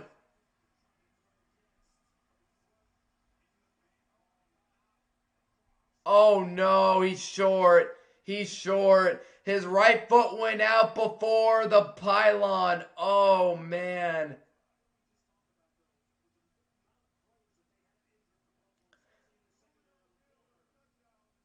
Oh no, that's such a Falcons moment. No.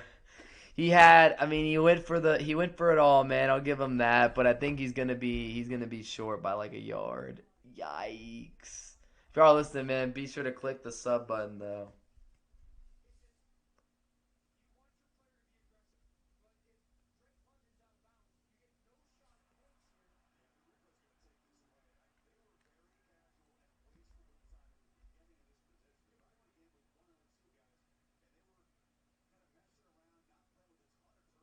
That's bad, man. That's a really unfortunate bad break for Atlanta. I'm not even surprised though. Let's see if y'all's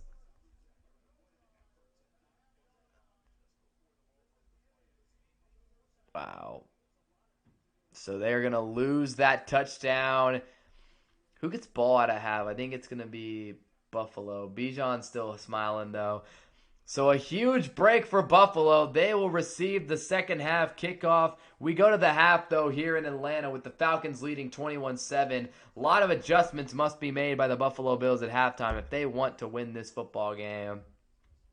Because that was an ugly half of football, I must say. That was an ugly, ugly, ugly half of football from Buffalo. Outside of one good drive offensively, they've struggled in a big way. If you are listening again, be sure to click the sub button. Help out the channel a lot. That was a bad first half, though. Michael Penix, pretty solid half. Bijan Robinson was elite. Drake London was great outside of that last dumb mistake. He was fantastic. Atlanta Stars have showed up today. And for Buffalo, they haven't been able to establish a run game.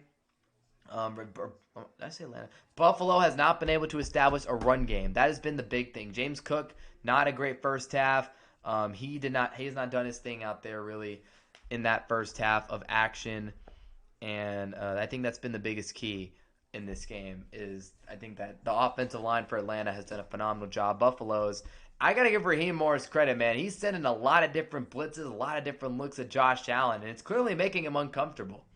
It is. It really is. I mean, really rough first half for Buffalo. So they are trailing 21-7, which is definitely not what they expected coming tonight. Another team who's not having a great first half is the other team playing on Monday Night Football at home, the Washington Commanders. Well, the Falcons are home, but the Commanders trail 13-0 at home to the Chicago Bears. Caleb Williams just ran it in for a touchdown. So the Commanders going to have to figure something out. Jaden Daniels with an interception. Ja'Cory Krosky-Merritt with a fumble. Not a good half whatsoever from those guys. If you are listening to the stream, again, be sure to click the sub button, help out the channel, and be back for the second half, man. Still got to have a football, 11 minutes till half. I'm probably going to take a quick break here, but halftime in Atlanta on Monday Night Football. Falcons with a 21-7 lead over the Bills. Catch y'all in a bit.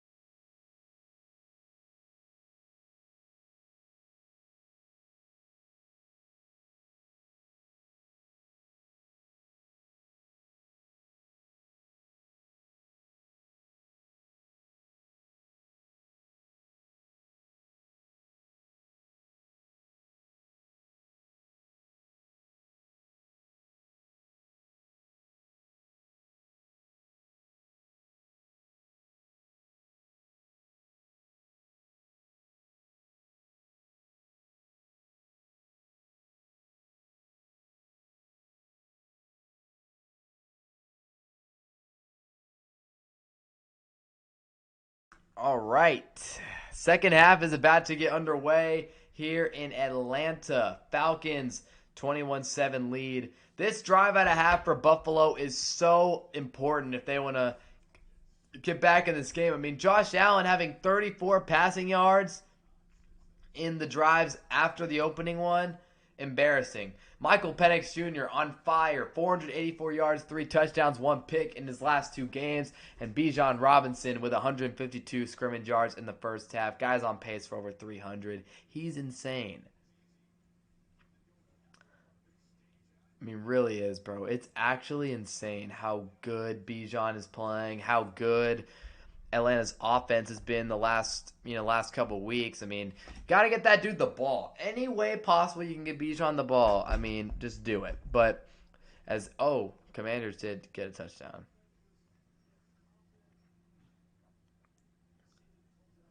And the Bills are going to return this opening kickoff. They're going to be Bills return is going to be taken down on the 25-yard line.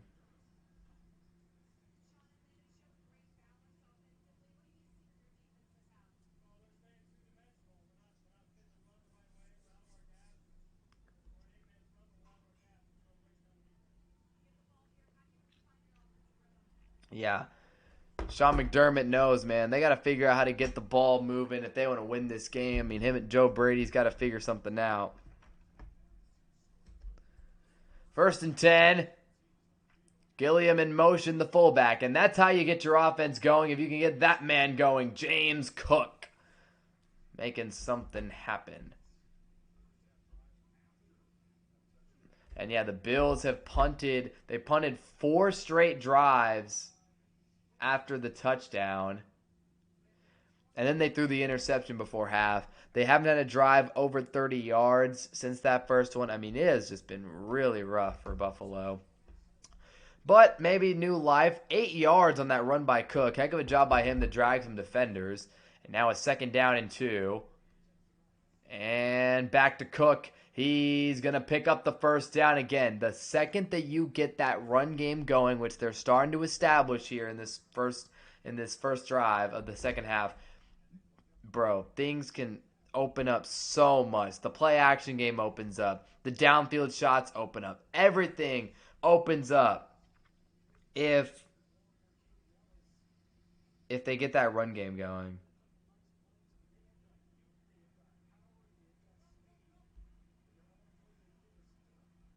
So here's a 1st and 10. And Davis in motion. Or Chai Johnson to the left. 1st and 10. And a strike from Allen to Shakir over the middle.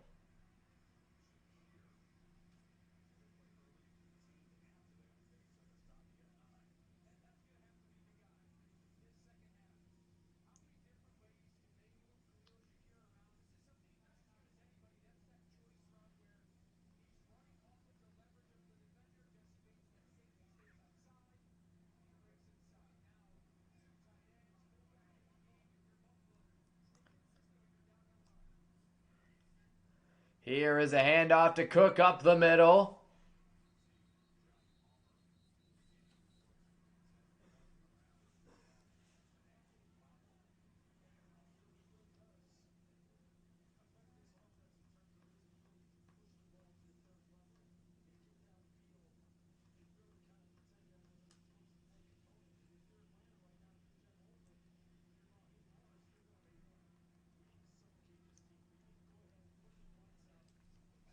First and 10 as there's Terrell Bernard warming up on the sideline. Bills are going to need their linebacker in to try to stop Bijan Robinson and Tyler Algiers. Here's the 1st and 10.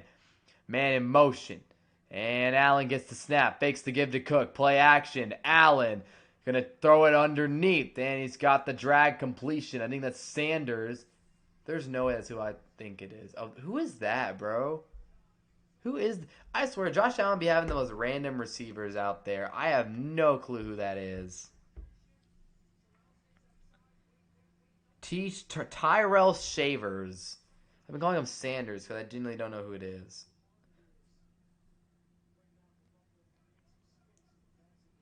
Come on, we're not getting DeAndre Swift the ball. I like seeing... Oh, DeAndre Swift, 19 run. Nice.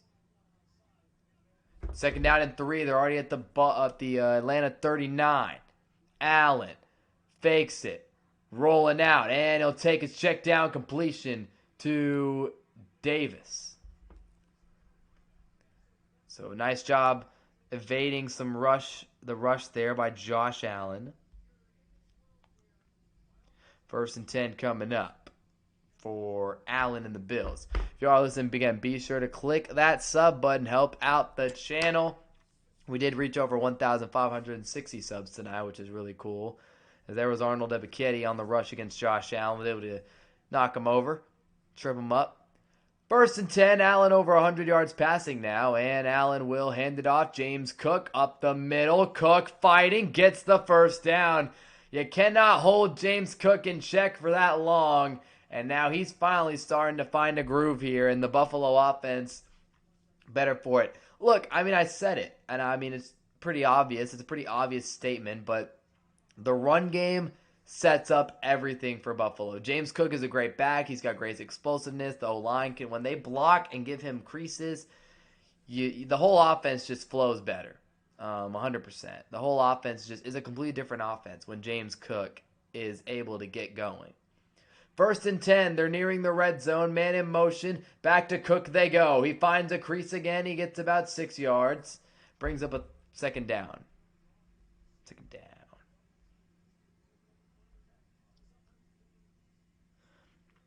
How are the Bears doing? Wow, incomplete to DeAndre Swift. Dang, that kind of hurts my fantasy team a little bit. Lost a point out of that. Alrighty. Yeah, 2nd down coming up. You guys are listening once again. Be sure to click that sub button. It really helps out the channel. 2nd down and 3. Allen motioning a man, the fullback Gilliam, who's lined up at receiver here. And Allen will fake it. Another play action. Dumps it down. And is that going to be a touchdown? Yes, it is. Davis. Touchdown, Buffalo.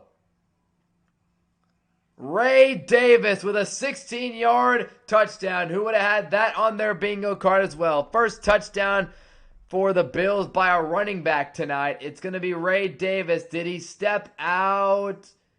Think he's in. Yes, he is. Touchdown, Bills. Josh Allen and that offense are finally able to get going. And Davis, that foot was pretty close, but it's clearly in bounds. And the Bills with an authoritative, just a great 9-play drive to open up the half. They are officially back in this game again. Why did it feel like that Falcons miscue at the end of the half was going to end up costing them? Well, it may end up doing just that. I need to add timeouts back for both teams. I mean, again, that's a difference between a freaking 28-7 game and then 21-7. It's a huge difference. Buffalo now only trails 21-14, man. Wow. Ray Davis. Who would have thought, man? They've been running that little play action rollout stuff a lot today, and Allen's been hitting those checkdowns when they're available.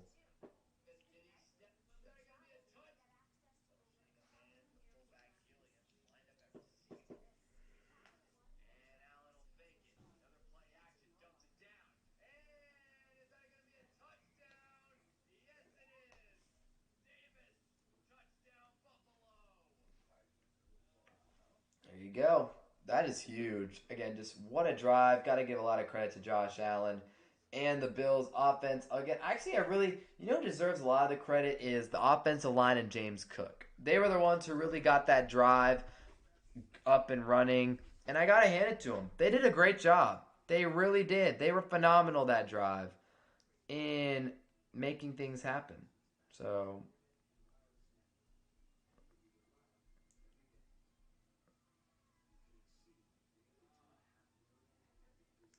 they're a flag in this Commanders game, and now they're in stoppage. Okay. Cool.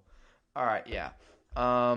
Josh Allen, though, that's a big-time drive from him. Again, desperately needs something like that to go their way. I mean, that's just what it's all about, man.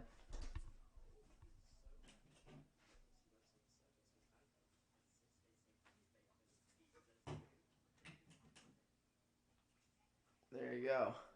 That's just, I mean, that is big time, though. Because, again, they established the ground game on the drive. They got some play action back in the game, and boom, there you go. So this Chicago game's interesting. I need a few more points. Caleb Williams, Dookie pass. I need a few more points. I need like 3 or 4 more points. I should be safe. As yeah, James Cook, really nice drive. Found some holes, made some cuts, made some just really nice plays. Okay, Buffalo is one of the top offenses in the NFL for a reason. They were always bound to figure something out. This is a good matchup, though. Bills passing attack with Josh Allen versus this top-of-the-line Falcons passing defense. As there's James Cook with 37 yards rushing on that drive compared to 30 in the first half. Come on, DeAndre Swift. Make a cut. There's DeAndre Swift. All right. Nice. 3rd and 10 toss play, and they get about 9. I wouldn't doubt Ben Johnson. And not a great return there by the Falcons, and now they'll be down to about the 25. So Buffalo Special Teams does the job. And here comes Michael Penix Jr., Bijan Robinson. The Falcons offense is now on the Bills. Now it's the Bills' turn. The Bills' defense's turn to play some complimentary football and make a stop. Keep the momentum alive. Meanwhile, in the Commanders-Bears game, it's 4th and 1, and the Bears' offense is on the field. Williams motion a man, fake the handoff. Where's he going to go? He's got so much time. And that's deflected. Wow. Here's Bijan getting the first touch, and he makes some cuts. Bijan Robinson trying to drag defenders with him. Pyle pushes him, and he's going to get about 9 on that play. What a run. Great job by the Commanders' defense there. I'm bouncing back and forth. My bad. You guys are here listening to watch the Falcons and Bills game. That is my bad. I will stop talking about the Commanders game for a bit. Again, if y'all listen, be sure to click the sub button. Comment something down below or in the chat. Would appreciate to hear some conversation. Get some conversation. 8 yards from Robinson on that play. 2nd down and 2. 8:40 to go in the 3rd. Robinson in the backfield.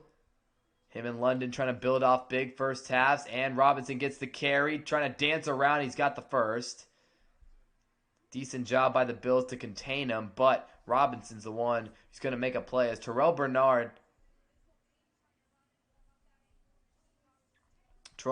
is on the sideline for Buffalo. He's got a white beanie on. I do not think he'll be playing much today. And he's been dealing with some pain warming up, and he just does not look like a guy who's going to be playing any football the rest of the day. 1st and 10, about the 36-yard line. Atlanta has Algier in the backfield. Robinson lined up a receiver. Now he'll motion. Zach Robinson, a lot of Bijan motion. They fake the give to him. Penix has time. Now time's up, and he is sacked. Ed Oliver in the backfield. And a phenomenal job by the Buffalo Bills. Defense there. Great play call. And they get the job done. Again, Penix had time. And honestly, again, that's a young quarterback. Dude, you got to get rid of the ball. I mean, he had time, and then eventually Taylor Rapp and Ed Oliver and the rest of that defense get in there. I mean, he wound up like he was about to throw the ball, and then he tucked it in, and then boom, he loses 13 yards. Penix, bro, you got to get rid of that football. 2nd and 23 now. Drive is in trouble. Penix will throw the screen out to Pitts, and some decent blocks for Kyle Pitts. They'll get a lot of yards back. I think about 10. Bring up a 3rd down and long. Good play call, though, as Penix is looking at that finger. Is he having some issues with his hand? I'm not exactly sure. Paying a testament to John Mateer. Horns up, baby. What a win. Oh, man. Yeah, they got 10 back on that Kyle Pitts screen. 3rd and 13. Oh, man, that win on Saturday felt so good as a Texas fan to finally beat, not finally, we've beaten them a lot the last couple of years, but to beat Oklahoma after having to hear all that trash talk, felt great. Felt great indeed. 3rd and 13 for Penix in the offense. Bills send 5. Penix is unwinding deep. London, the intended target, incomplete. And a flag is down, though. Benford is out there still as he's back from his injury. And what's the flag going to be? And the officials will say no flag on the play, so that will be fourth down coming up. I don't know who they threw the flag on. It's on Benford here, 47 odd number. Yeah, there's just I don't. Why did they even throw a flag in the first place? That's good coverage, in my opinion, and the ball is completely uncatchable, which is probably why they picked up the flag. Good no call by the officials. And now Atlanta, who had a promising drive going, is forced to punt. And Buffalo, again, that complimentary football, they're going to have an opportunity to tie this football game. As here is the run back on the return. Not a bad one at all there. A flag is down, though. This could be coming back. But I got to say, yeah. I mean, man, that freaking play, man. That Drake London miscue before half, not getting in, changes the momentum and flow of this entire football game. And yeah, it's going to be holding on the Bills, so this will be a little bit of a tougher task for them.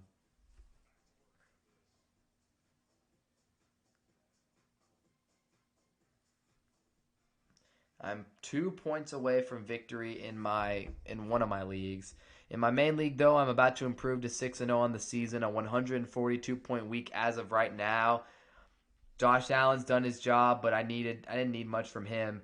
When you have three running backs on your roster drop 30 points, you're probably not going to lose. Bijan has 32 right now, Cam Scadaboo 31, and Rico Dowdle 37. I mean, that all pretty much sealed it. And I had injuries this week as well. I'm trying to brag, guys. I do have ball knowledge, though, and I made some really good picks on this year. But I'm down Mike Evans. I'm down Bucky Irving. No Jordan Addison this week because he was on bye, so I kind of had to get creative. Jake Ferguson had a touchdown for me, 12 points. Jake Ferguson's been the tight end one this year. He's been fantastic. But I had to get creative this week. I had to go pick up Rashid Shaheed. Rashid Shaheed got me 7 points. Not awful. I mean, pretty bad. Not really that good. I mean, who else could I have even picked up? Sterling Shepard had 7. I couldn't have expected Tez Johnson to get any sort of action this week. Okay, the only receiver I probably could have picked up that would have been kind of realistic is if I thought about picking up Kayshon Boutte, and he had 26 points. So I thought about Kayshon Boutte, and I did not pick up Kayshon Boutte. I picked up Rashid Shaheed. Not like it mattered because, again, I just needed – it's a one-week thing. Mike Evans should be back for me next week, so he immediately gets inserted into the starting lineup. DJ Moore is on the chopping block right now because every week when healthy, Bijan starts and Cam Scadaboo starts. Then I have to decide Rico Dowdle and David Montgomery. I have to decide between Rico Dowdle and David Montgomery who gets to start while Bucky Irving is still out. If Rico Dowdle keeps getting all carries, it's obviously going to be Rico Dowdle. But David Montgomery is a solid option to have. So, yeah, but Rico Dowdle is probably going to start with Bucky Irving. He's already been confirmed out next week, which hasn't been – it was a big loss, but Bucky – I mean, because of Rico Dowdle, it hasn't been that big of a loss because Rico has been going insane. If y'all are listening, by the way, be sure to click the sub button. But, yeah, and then receiver, I'm probably going to start Mike Evans if he's back, and then most likely DJ Moore. I don't know, Jordan Addison or DJ Moore. I don't know. Jordan Addison has done well. In the 2 weeks that he was back, he did well. So I think I might start Jordan Addison. DJ Moore, we'll see what he can show me tonight, though. Because if Vic out, I mean, Evans immediately slots into that wide receiver 1 role because he's banged up. I'm not exactly sure. Here's James Cook with the carry, and Cook is going to get 9 on that one. But yeah, immediately. Again, what's the deal with Emeka Egbuka? I have him in one league, but my main one, I don't have him. So how long is he out for? I hope he's healthy. Hamstring. Ooh, that's not good. That is never a good injury. That is never a good injury. Buka's been killing it this year. 2nd and 1 for Buffalo. Went on a rant about my fantasy team. Now we're back to ball. Here is Allen with 5.5 to go. Cook up the middle. I got to say, this half has gone by pretty quickly thus far. I mean, there's like 5 minutes left in the third. Bills kind of just ran the ball a lot though on their first drive at a half, which is why it's going by so fast. I think we're setting up for a pretty good finish though. Once again, if y'all are listening, Click that subscribe button. 5 minutes to play here in the third quarter. Buffalo leading 21-14. They already have almost as many first rushing yards in the second half as they did all of the first half. So big change in that. 1st and 10 from the 30. Play action. Allen evades the rush. Stays on his feet. And Allen will just throw it into no man's land. And a flag flies in from the second level. I got to give Allen credit for even getting that throw off. I mean, my goodness, he had to evade multiple rushers. And it's going to be a holding call on the Falcons secondary, which means 1st down Buffalo. A.J. Terrell got a little too handsy. He's had a couple of those plays today where he's been pretty physical. I mean, A.J. Terrell's a physical DB. Him and Keon Coleman. And honestly, holding, I mean, I don't know if that's holding. He kind of just knocked him over. But, yeah, A.J. Terrell's a physical corner and Keon Coleman's a physical receiver. So, naturally, the two are going to go at it. And it's going to be a battle when those two go at it 100%. So, you know how it is. 1st and 10 from the 35. Cook gets the carry, and he'll get about 5 on the run before being brought down. You know James Cook and what he likes to do. All right, there we go. You know who James Cook is.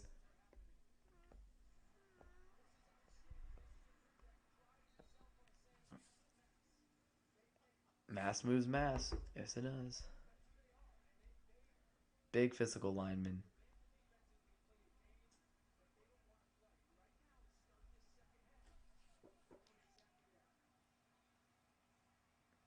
Here we go. 2nd and 4. And Cook with the carry, and he'll be stopped at the line of scrimmage. Atlanta's run defense coming up big. 3rd down. There we go. Yeah, there's that Bills O-line. You got Dion Dawkins. They're talking about their personalities. They said their right tackle's an absolute psycho. Spencer Brown, nasty tone setter, and Dion Dawkins, cerebral technician, and David Edwards, the left guard. The glue guy and communicators, Connor McGovern, the center, and then the workhorse, quiet right guard, Osiris Torrance. I mean, you do want those personalities in your offensive line room. 3rd and 4. Falcons send 4. Allen under pressure. Flails it out there, incomplete. And the Falcons defense comes through. Once again, Raheem Morris keeps sending that pressure, but a flag is down. Well, that'll extend the drive. It's another defensive holding call on the Atlanta Falcons. Raheem Morris definitely not happy about that. He sent the pressure, and I think it's Mike Hughes. I think it's Hughes. Yeah, Mike Hughes, I think, is the one who gets called for the holding here. So, drive extender. Buffalo stays alive. That's unfortunate, man.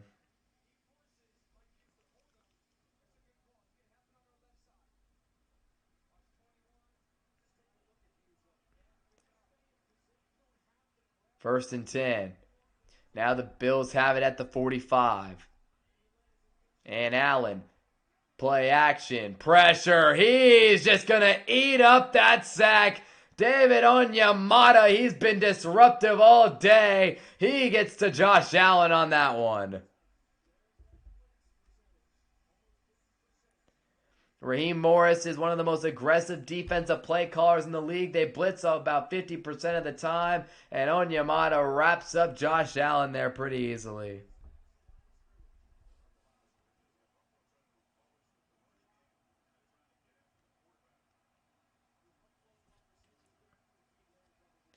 Second down and 18 for Allen. A big loss on the last play. And here's Allen. Quick fire over outside to Shakir. And he's going to be brought down, bringing up a 3rd and long for the Bills. They get some yards back off the sack, though. So, again, good play call there from Joe Brady's offense. And now you just got to lock in and get something here.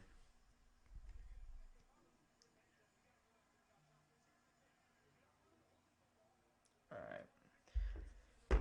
3rd and 9 for Allen and this Bills offense. And again, you got to expect pressure from Raheem Morris. He's sending up guys to the line. Allen making changes, anticipating the pressure. Got to adjust the protection here. As what will Atlanta do? Caden Ellis is coming in on a blitz. Allen, quick fire. Coleman caught, but short of the first down by a couple yards. Maybe a yard. Yeah, a couple yards. D. Alford was there to make the tackle with Jesse Bates. It's 4th down coming up. Obviously, this is a tough decision. I think Sean McDermott's going to go for this one, though. 4th down and short. Again, Allen had to get that one out hot. 4th and 2, though. I mean, yeah, they sent Caden Ellis in on that blitz. I think that's what Allen was talking about pre-snap. He saw that indication. 4th and 2 for Buffalo. Huge spot in this game. Johnson on the motion. He and now Allen motions them back inside. 4th and 2. Ellis may blitz again. We'll see. They're motioning. Falcons send heat. Terrell on the blitz. Allen flips it out, and it's going to be short. It's going to be short. Turnover on downs for Buffalo. The aggressive defense by Raheem Morris does it again. And I got to tell y'all, man. I got to tell y'all. Falcons defense comes through again. So pretty much to describe this play in detail. Heavy blitz from the right side from Atlanta, as they do. They send heavy pressure. And then Allen rolls out. And he tries to do a little shovel pass, like kind of deal. Like a shovel pass. Think shovel pass, flip type of play. Like he just kind of flips it out there. And it's just short. The running back was too far out. And boom. Boom, bada bang, bada boom. Turnover on downs. And the Bills' offensive struggles just continue. They are really having a tough time with this Raheem Morris blitzing defense. Zach Ertz starting to get going. Wow, Zach Ertz, how many receptions does this dude have on this drive? Couple. For everybody who's listening to this live stream, once again, if you enjoy what you're listening to and you enjoy listening to my commentary, be sure to click the subscribe button. We're on the road to 2,000, man, and also I'm just, trying to just keep practicing my dream, man. My dream's to be play-by-play announcer. Hopefully y'all will hear me one day on ESPN or something. That's my dream, though, is to be sports commentator. So, man, if y'all can click the subscribe button if you enjoy listening to me, it means the world. Really would appreciate it.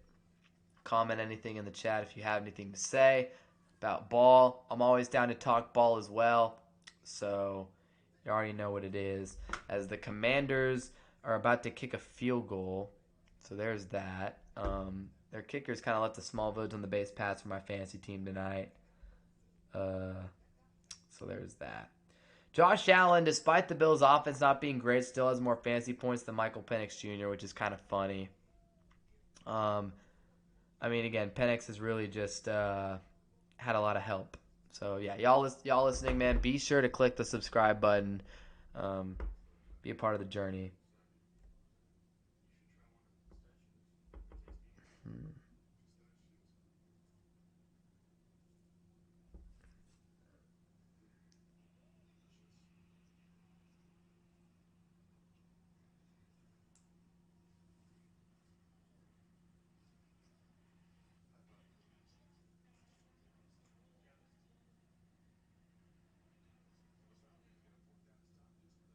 Wow, that's some crazy stuff in the NLCS. Wow.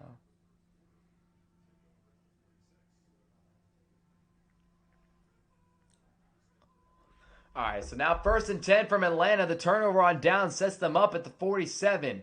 Robinson gets the carry. Bijan makes a cut. He's got a first down across midfield to the 44 of Buffalo.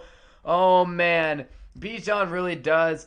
And, I mean, again, I've said it a lot. I'm a huge Texas fan. Bijan's one of my favorite players. I have a jersey from Mid-Texas. I get it. I'm a homer. There was Terrell on that blitz right there, and then Allen's flip pass was just a little short. That would have been a heck of a play by him, heck of improvisation. But I say back to Bijan as there's 25 seconds left. Bijan's just a do-it-all back, man. Well, hold up. The core's about to end. I'll go into it deeper in a second. 1st and 10 from the 42 is where they spotted him. And play clock down. Fake to Robinson. No, they gave it to him. Wow, okay, I didn't really like that. Bijan's going to lose a few, and that'll take us to the 4th quarter. Oh, I never changed the quarter. I'm an idiot. Oh, my goodness, I'm such a moron. I never changed the quarter, and it still says halftime. I'm so dumb. 4th quarter. I changed it properly now. Anyways, wow, that was smooth. Okay, but Bijan, okay, Bijan really is though just a complete back, and again, Bijan can do everything. That's what makes him so good. He's a great receiving back. He can make plays out of the backfield. He's shifty, and he's good enough to where he's such a dangerous home run threat when he hits that second gear, when he finds the crease. He's dangerous in the open field because of his cuts and cutting ability. But he's also a physical running back who can run between the tackles and take a bunch of hits and get battered and bruised up throughout a game because he's physical and he can fight for extra yards. So speed, receiving ability, um, physical enough to be able to. I mean, they usually save the goal line work for Algier, which is why Bijan's touchdown numbers are down most of the time. But I think that's good for him to be able to not have to take every hit throughout a game. Algier is a very good complementary second back. But yeah, and then on top of that, Bijan also can pass block too, which is an underrated running back skill.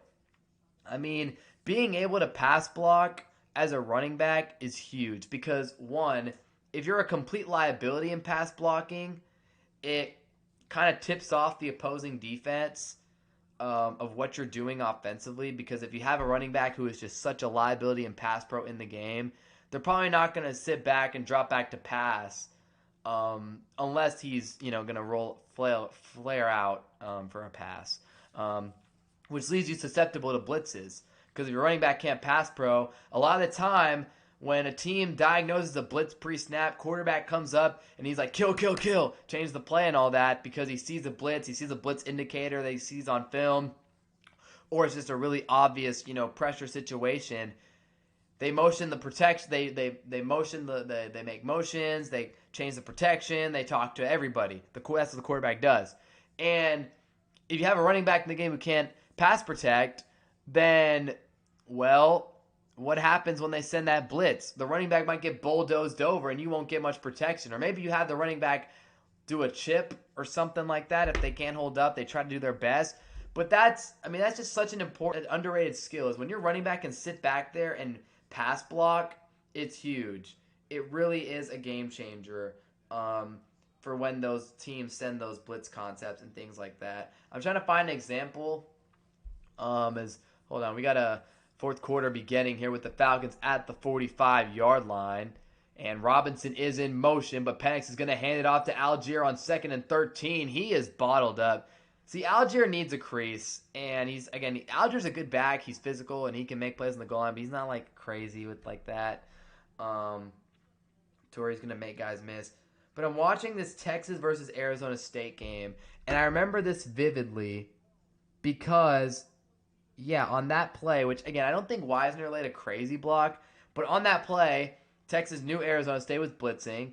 Quinn audibled into max protection, and then we left Wisner into block, and Wisner didn't have to block anyone one-on-one, but he did lay a good double team block on the blitz. As here's a 3rd and 14 for Penix. He's going over the middle. That one's incomplete. London's throwing his hands up. He wants a flag, and his complaining works. He's going to get one. Man, this was actually one of the best pass blocking reps I think I've ever seen. Cover 0, Kenny Dillingham blitz. He's got 6 or 7 guys in the box. I think it's 6 guys. He drops one back. This is incredible. I mean, how many guys? He sends 5, but he had 6 guys in the box. What did he do? And he sends the blitz. It's just this blocking's perfectly executed by Texas here.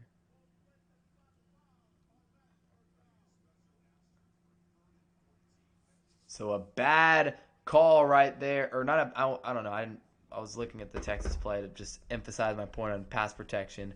Man, that's a tough call though for Buffalo. Pass interference on Christian Benford. He's had a tough night, and now bailout call sets up a 1st and 10 for Buffalo or for the Falcons. I mean, it doesn't get bigger than that, man. That is a huge penalty.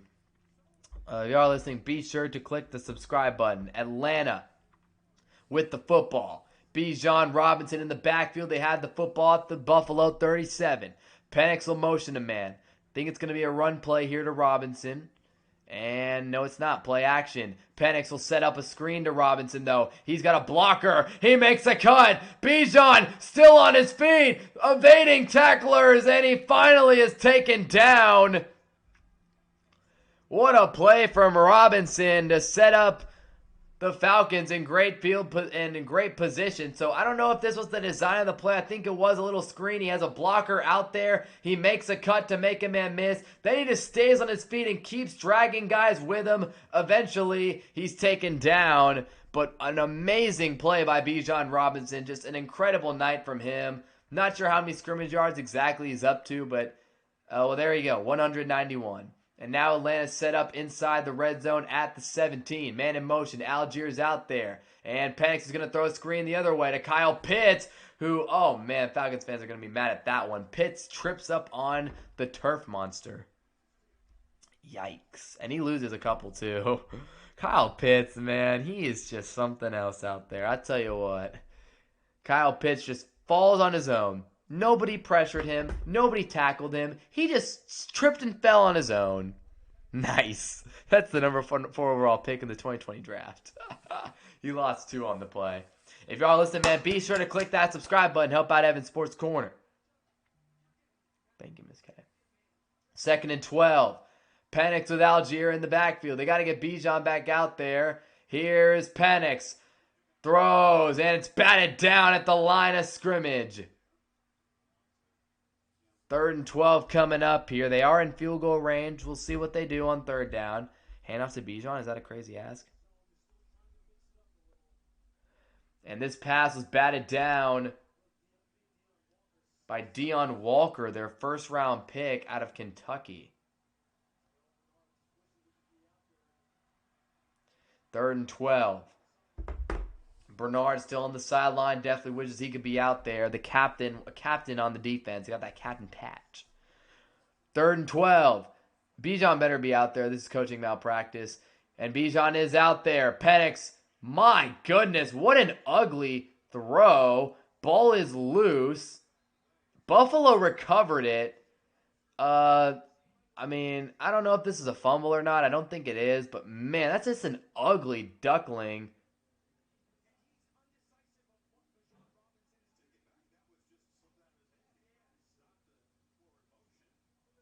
Yeah, Penix just kind of lets that one go.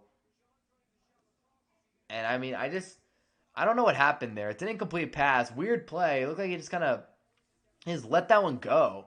That's a really ugly play. And now Jordan Romo will head out for the field goal from 37 yards out to give Atlanta a 24-14 lead from the right hash. Romo, 5 for 7 on the season. And the kick. It is blocked! It's blocked by the Bills! The ball is down, and the Bills are going to start with the football at about the 40-yard line. Oh my goodness, it's a classic Falcon meltdown. Oh man, they had a great drive going, and then, oh man, just an absolute killer. Oh gosh, how do you even allow that to happen if you're Atlanta? I just can't imagine being a Falcons fan. Oh my goodness. So the kick is blocked, and the Falcons, man, that's bad. That is bad, bad, bad. If you are listening, be sure to click that subscribe button, though. Again, really helps out this YouTube channel so much. And let's get it, boys.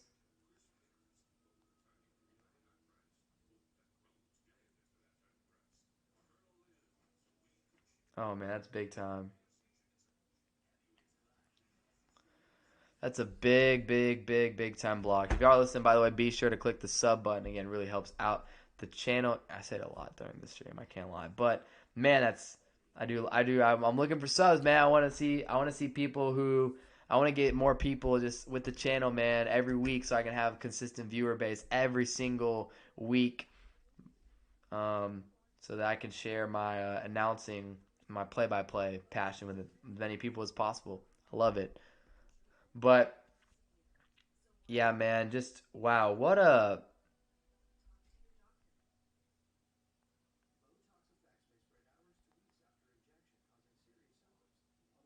What a big play by Buffalo. And Atlanta, just interesting nugget here as we're in the fourth quarter. Atlanta has still not scored since the first half, since earlier in that second quarter, I believe. They haven't scored. Shout out to Greg Rousseau, by the way, for blocking that field goal. That was a huge play. But yeah, Atlanta, they have not scored since, man, it's been a while. They haven't scored since Bijan's 81-yard touchdown, which was early in the second quarter. They have not scored since. That is obviously huge. Huge, huge, huge. And, oh boy, why do I feel like they're going to pay the price for it? I mean, it has not been a good day for them. They have really struggled in the second half.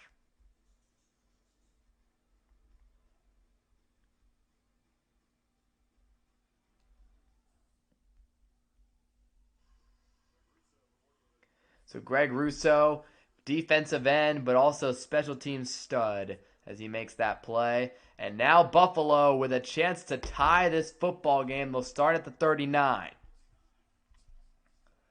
Allen.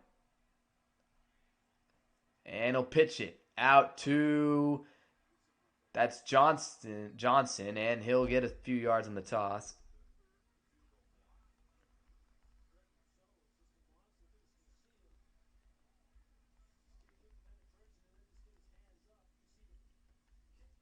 And yeah, Russo, I mean, he was all over that too, man. Like he got all of it. Oh shoot. Oh, I dropped my phone on the table. Not good, not good. Not good. Anyways, here we go. Second down and 5.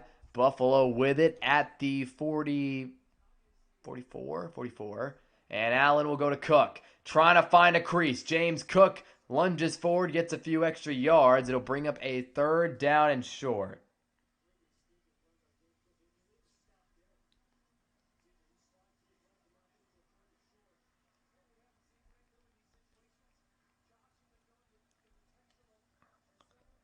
This is a big spot here, man. Josh Allen, 3rd and 1. James Cook not in the game.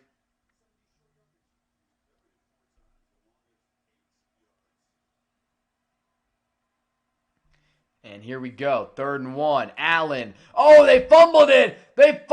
Oh, no. They're going to get it back. But the Falcons catch a massive break. Allen tried to hand it off there on a little reverse type of play.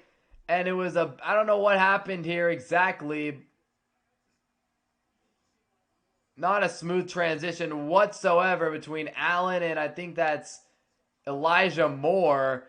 No, not even, I mean, a terrible transition between quarterback and ball carrier. And now the Bills are going to be forced to punt it away. That is not good, man. I saw what they were trying to do. Honestly, I feel like just running it up the middle would have done the trick. And now they're going to have to punt the ball back to Atlanta.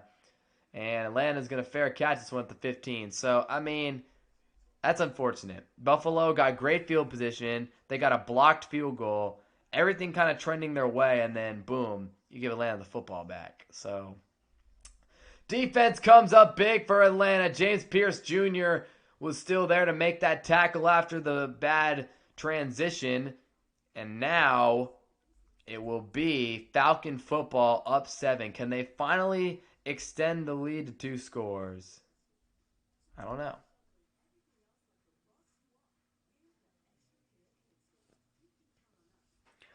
This is big time, man. Big time Falcon drive here. Again, they've had good drives. They've made silly mistakes, like that last drive. Looked like Penix just let that ball slip out. It can't happen, dude. You can't have that happen. Stuff like that. Just little things like that make or break a football game where the margins are so small. Really, I mean, it really is just such a small margin for error. I mean, the Bills have just hung around in this game, and Atlanta's kind of let them hang around. They've let them hang around in this football game long enough, and eventually, I mean, the Bills will probably end up striking. But I think that's why I think this drive is so important for Atlanta. Is they just have to, have to capitalize here, 100%.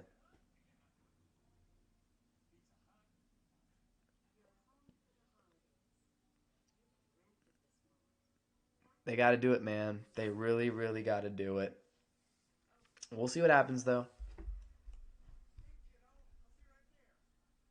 If you are listening, be sure to click the subscribe button. Help out the YouTube channel. Keep that algorithm pushing the content out. We got a big drive coming up for Atlanta as they look to extend this lead to 2 scores. So, we'll see. We will see, man. Starting at the 15. Just got to keep getting Bijan that football. I think that's just the main thing. And I also think they need to get Drake London the ball more. He had a really good first half. He was on fire, really. And does he have a catch in the second half? I don't know if he does. Genuine question. Jamal Agnew's still in the league. We're going to investigate this. So, first drive of the third quarter. No Drake London catch. Last drive, I don't think Drake London had a catch either. Got to find a way to get him the ball after he had that crazy good first half, like 100 yards in the first half. 1st and 10 from the 15. Atlanta will go to Robinson here. No, yes, play. No, I'm so dumb. My bad. I messed that one up. Bijan Robinson on the carry, and he gets 8. The misdirection from Zach Robinson fooled me too. I'm a moron. Anyways, Michael Penix Jr., they're showing some highlights. That Drake London touchdown in the first half was huge. And then Bijan Robinson's 81-yard touchdown is currently the biggest play of this entire game. Bijan's touchdown is the difference in this game. Josh Allen found Ray Davis for a touchdown earlier in this half. That's the only points of the second half thus far. And after Robinson's 9-yard run, he'll be motioned back into the backfield. And they'll go back to him. Bijan making cuts. He is wrapped up in the backfield, though. Buffalo's defense is there. Deion Walker. This is what they envisioned when they took the guy out of Kentucky. They envisioned him to be this disruptive force inside alongside Ed Oliver. And that is what he just did right there. Being held, too, I believe. And he just blew that play up entirely. Bijan never stood a chance there. Bijan is shifty and he can make plays, but when a big old defensive tackle wins up the middle, and he's in your face, nothing you can do. Nothing you can do. 3rd and 2 for Atlanta, though. Only a loss of 1 from Bijan. And now, 3rd and 2, Buffalo sends 4. And Penix nearly threw an interception. He was going for Drake London, and Lewis over the middle nearly made a big play. He takes his helmet off, too. Or maybe it popped off. I think it popped off. But Penix tried to force this one in tight coverage to Drake London, and the window was there for a second. I think he threw it a little behind him, though. And, yeah, Lewis also does a really nice job getting in front. London took a hit at the end, too. And just like that, a quick 3 and out from Atlanta, who, after getting 9 from Robinson on the first play of the drive, definitely did not expect this one to turn into a 3 and out. As Pinion will send this one away. Clean special teams operation there. Buffalo going to get it at the 25. This will be returnable. And, he's cornered. And he'll be taken down about the 33-yard line. So, another opportunity for Josh Allen and this Bills offense to make some magic happen. Can they get it done? I'm not sure. Anyone new to the stream, if you're enjoying what you're listening to, be sure to click the subscribe button.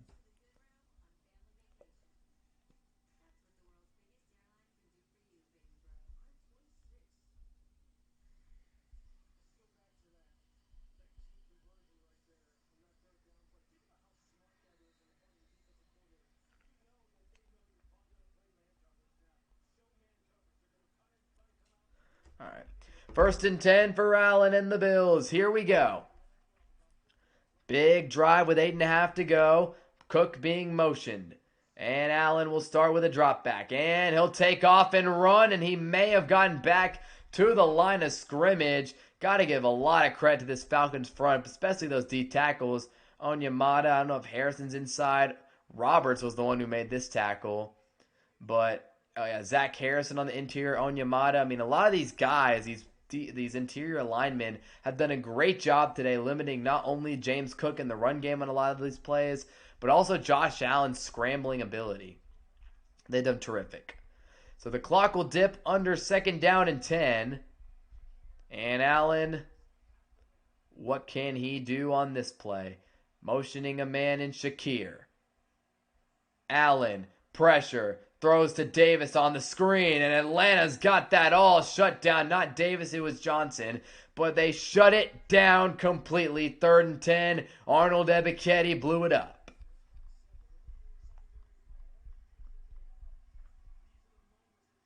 3rd down and 10 for Buffalo. They're 2 for 8 on 3rd down today. They desperately need something here. Atlanta getting loud on Monday Night Football. Allen making a call at the line of scrimmage. Split backfield here. Allen, pressure, got to get rid of it. He's going to step up and throws it away from any sort of receiver. 4th down and 10. The Raheem Morris blitzes do the trick again. He's been sending D. Alford on blitzes all day long, and this Atlanta defense showing why they've been the top pass defense in the league. They've got Josh Allen in a box. They got, I think, a lot of it. So now I understand why Atlanta doesn't get a lot of sacks. When they rush 4, they don't really get much, too much pressure, really. They do good on the interior, but they don't get like that edge rusher pressure too much. Jalen Walker here and there, as the Bills will pump this one, and Atlanta will take this, and they're going to try and return this. Jamal Agnew, the veteran return man. Ooh, took a big hit. He'll be taken down like the 27. Flag is down. But it's the blitzes. That's what makes their pass defense so good, is they have a good secondary, and they rush the passer with consistent blitzes. Makes it really tough. I mean, even a quarterback in the caliber of Josh Allen just looks like a deer in the headlights on a lot of these. It's going to be a holding on Atlanta. That'll back them up. So the teams have traded punts here quite often in the second half. Be sure to click that subscribe button, y'all, if you're enjoying. Josh Allen frustrated. His offense has only been able to muster up 14 points here in Atlanta. Helmet being not slammed necessarily, but, he's kind of pushing it against the ground there. He's frustrated. Bills' offense is just, again, they've been in a box. Since the opening drive, really, they've been struggling badly. Just the way it's been today. It's been that type of game.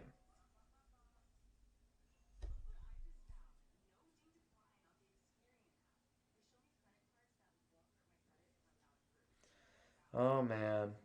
It really has just been a defensive game today. I thought this was going to start off, with the way this game started, I thought this was going to be a super offensive heavy game. But Atlanta's pass defense has been terrific today. Really has been. They've got Buffalo in a tough spot. I mean, Josh Allen, they're struggling really badly. Buffalo's defense also doing a nice job. I mean, again, Atlanta, that's what's probably so frustrating, is complimentary football is not being played by the Bills. Their defense has not allowed a single point for majority of this game. They allowed the quick 21 through the first quarter and maybe a half. Even then, that's kind of a stretch. First quarter, and then that one quick touchdown at the beginning of the second. And they've been locked down ever since that Bijan touchdown early in the second. And over the course of the last about 3 quarters, their offense has only been able to produce 1 touchdown. There's been no complimentary football played by Josh Allen and this offense. And they are just in a box, and I don't know what Joe Brady's going to do if they can get this ball back in a 1-score game.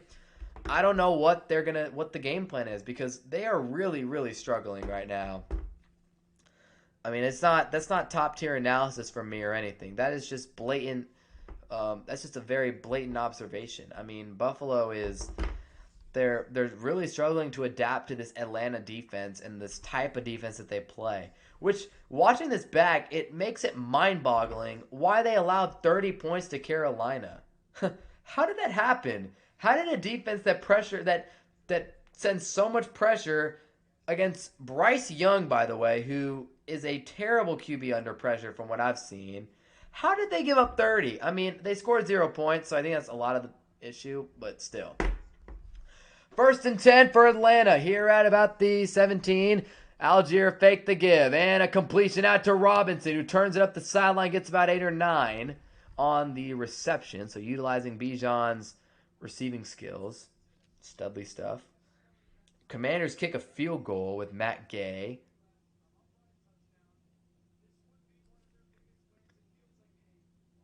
Atlanta, yeah, this would be a big win for the Raheem Morris Falcons. Yeah, how did Falcons missed a field goal and they got walked down for 60. They missed 2 field goals in that game. Yikes. Penix threw a couple picks too. Yikes. Second down and 2. Algier with the first down carry. Clock is about to be under 6 minutes. Can Atlanta manage to chew off most of the rest of this clock? To be determined. But yeah, in that Panthers game, I'm looking at the game log. Ton of turnovers, ton of turnover on downs. Just really poor offensive football. So I think it wasn't all on the defense. Like, Carolina had a 61-yard touchdown drive, a 48-yard field goal drive. But, like, I mean, a 28-play field goal drive, a 30-play touchdown drive? Like, a lot of short fields. So I think it's not on the defense. The 30-0 score makes it look bad, but it was the offense playing terrible. As a flag is down on 1st and 10, Atlanta looks like they had some movement up front. False start coming up. Back them up.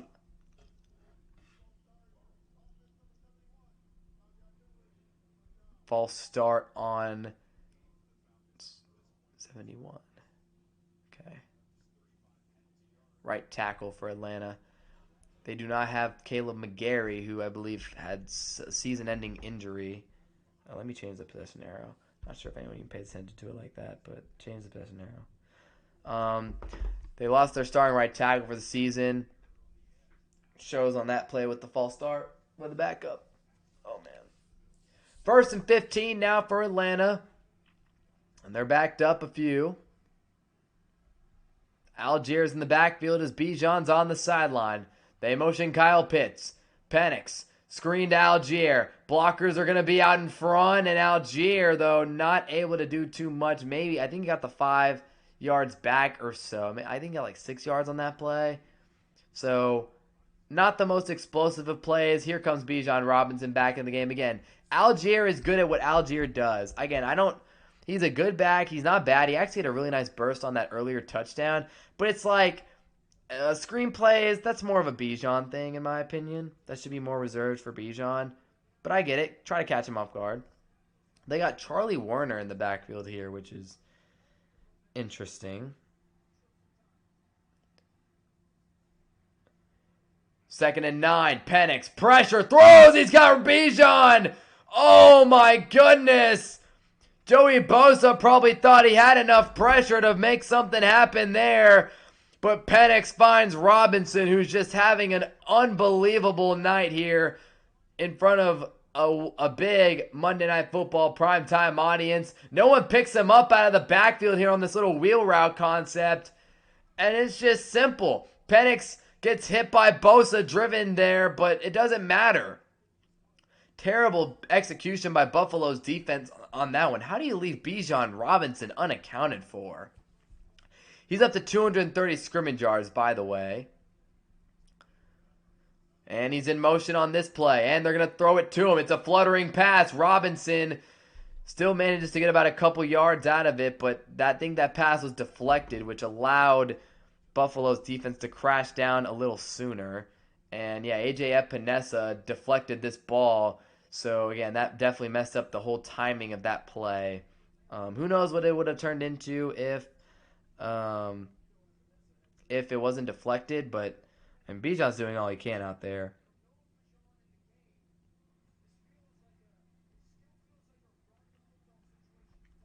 Second down and 7. Clock is running, and that's what Atlanta wants. 4 minutes to go. They're not even really close to field goal range at this point. I don't know if anything's field goal range for them. 2nd and 7. London with the completion. Well, it was Penix, but London with the catch there on the pass from Penix, and that's a first down. Chains are moving, clock is moving, and Atlanta is getting even closer to victory here. They motion a man across the formation. It was Washington, and London just kind of sits down there in the flat real quick, and then Penix delivers a nice pass. He's wide open, though. Buffalo's defense just made it too easy on this drive. 3 minutes to go in this one. And again, not looking too good. Buffalo still has all their timeouts. Penix will motion Robinson across the formation into the backfield. They've loved this look today. Robinson gets the carry. Robinson makes a cut. Bijan trying to drag an defender. He took a late hit there. And I think he's a little stunned after that one.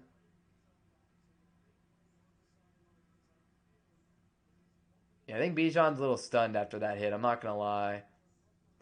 He took kind of a late blow. I think he's coming off the field. Dude, is he good? I'm actually worried about him. I think he just took a bad hit there. I hope he's all right, though. 107. Oh, I think he's good. 170 rushing yards on the day. I mean, just unbelievable. 2nd and 5 now. Algier in the game. Clock is about to hit the 2-minute warning after this play. Algier will get the carry. He's trying to bounce it outside. Algier, he reached for the line to gain. I don't think he got there. He was close, though. And, oh, moron, did you go out of bounds?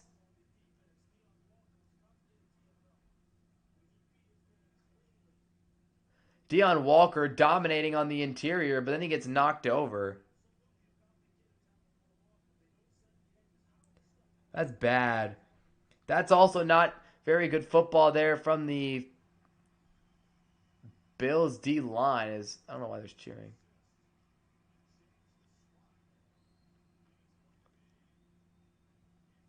Wow, they changed the spot because Algier, who I was just making fun of for not getting the ball or for going out of bounds, he actually made a great job. He did a great job leaning for the line.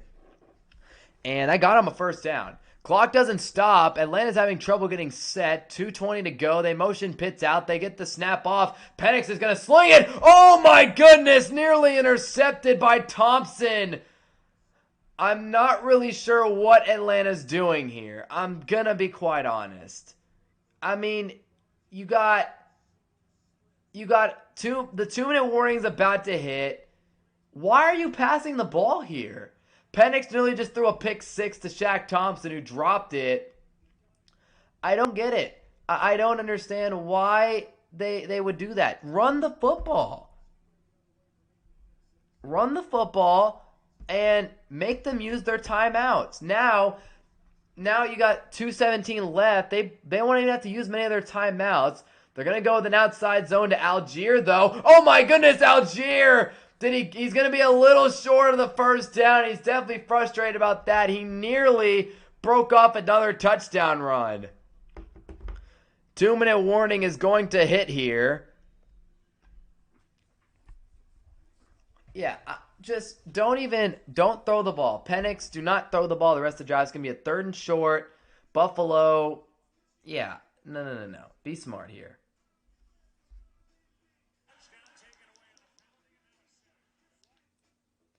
Yeah, I just don't. No, that was bad. That was bad. Man. What are they thinking, dude? Oh, man. Algier, though, great play. Bears are going to have to kick a field goal. So they will go up 16-10 if Moody makes the kick, which, my goodness, that thing moved like crazy. It goes through, though. Did none of my guys make any plays this drive? I think they did. Atlanta's still in a very good position because that pick was dropped. They're in a good position. That is the good thing for them. They're in a really good position. All they have to do is, if they don't pick up this first down, you take your 3. Here's what you do. You run the ball with Bijan or Tyler Algier. If you get the first down, you can now pretty much force Buffalo into using every single timeout and end the game. If you don't get the first down, you take your 3, you're up 10. Buffalo has 3 timeouts to work with under 2 minutes, but the Bills don't. They're down 2 scores. So it would take them scoring quickly and then stopping you. Or depending, I don't know.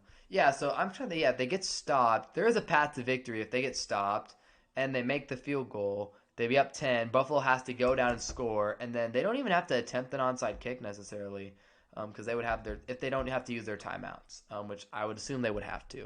If you are listening, be sure to click the subscribe button. Big third down coming up here for Atlanta.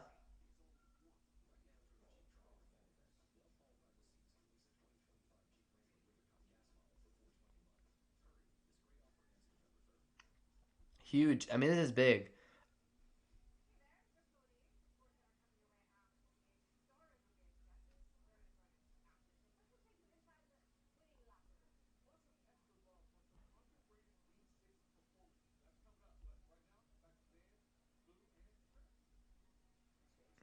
All right.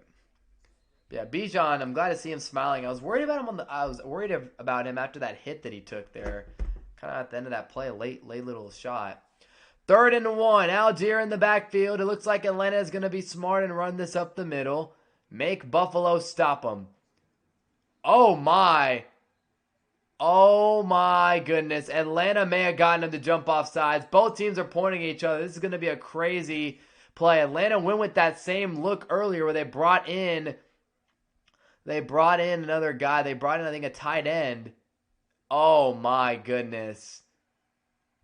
Wow. Neutral zone infraction on Buffalo. Again, just a panic move right there by Phillips, dude. Just a panic move. They bring in Franks, and they motion him inside, make it look like he's going to run it up the middle like they did earlier to pick up I think it was a 3rd and short. And it works out. They get the first down. And now, run the football 3 times, make them use every timeout, and boom. We'll see what they do. From the 9-yard line, Algier's still out there. I think they're just going to save Bijan for the rest of the day.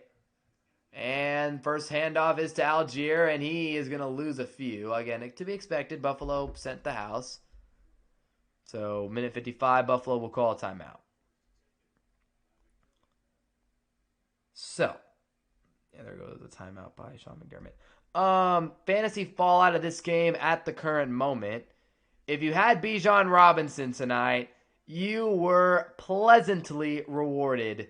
Bijan, in my league, has 44, but my league, we do extra points for some of the 50-plus yard stuff. So, Bijan in most leagues probably has around 35 to 37. They have 38 points in this other league that I have him in.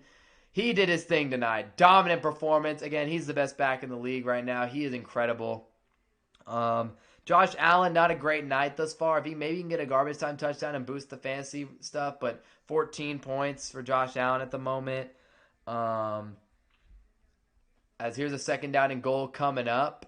Algier in the backfield, multiple tight ends in the game. Algier trying to cut it, and he will be tackled for loss. Again, expected. There's Josh Allen. Michael Penix Jr., not terrible, about 15 points. I mean, not bad. Not a great performance from him, but not bad. Anybody else really important to this game? Drake London. Drake London, also a phenomenal game. He had over 30 tonight. Big night from him. So, if you had Atlanta offensive players, you had a good night in fantasy. Unless even Tyler Algier had a good day. How many points did Tyler Algier have tonight?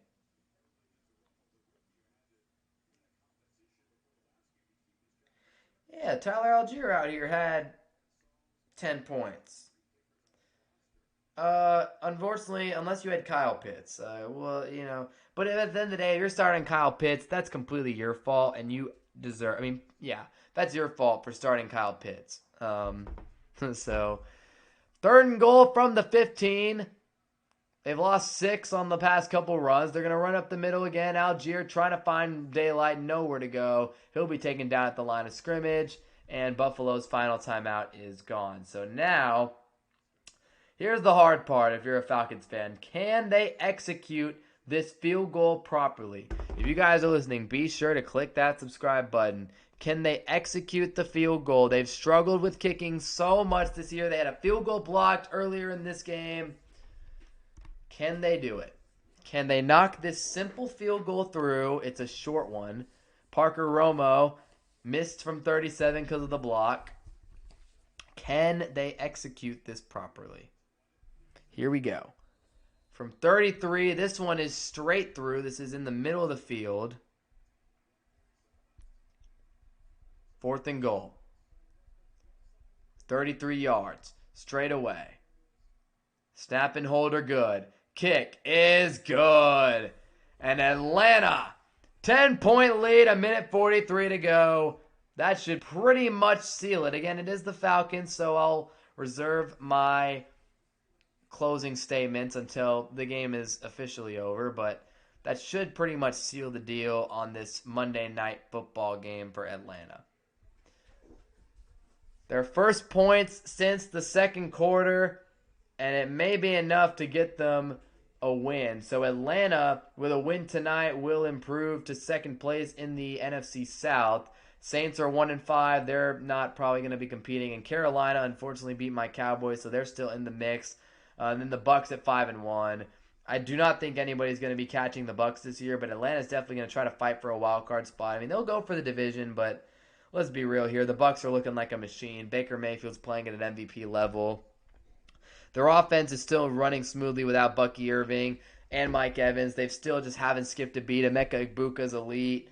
But again, Baker Mayfield is just playing at an elite level right now with complimentary football from the defense as well most weeks.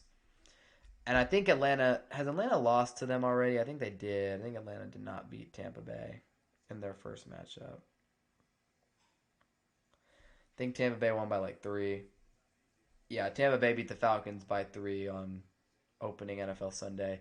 If you guys are listening, be sure to click the subscribe button. Stream will be coming to a close here soon. 1:43 to go in the fourth quarter. Bills getting the kickoff. Returnable. And it'll be about at the 30-yard line. That'll probably be about where they start. 29, 28, give or take. About the 30. I'm hungry, man.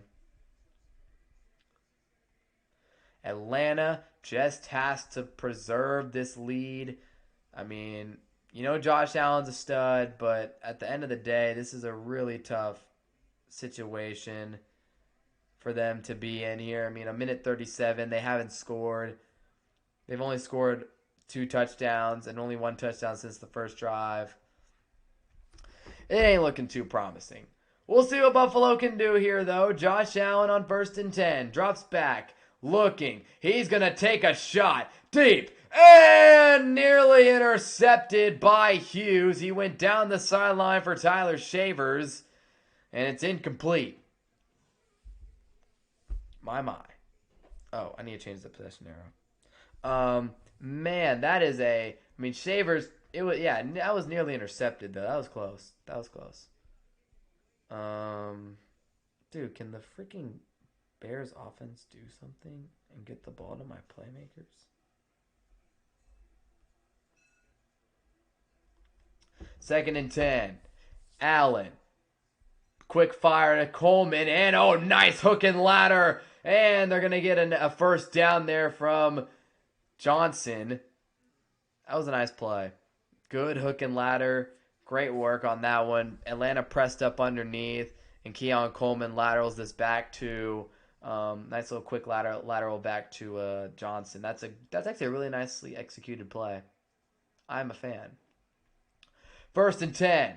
Allen looking outside and completed to Shavers, who is going to have the first down. And Shavers now will go back out there. They're at the 49-yard line. Allen. They send 5. He's got to step up. Allen now going to take off and run. And Josh Allen trying to get a block and get to the sideline, which he will do. Heck of a job by Allen there to navigate that whole situation. He got through the middle. Finally was able to get through a lane and find a lane on this 5-man pressure.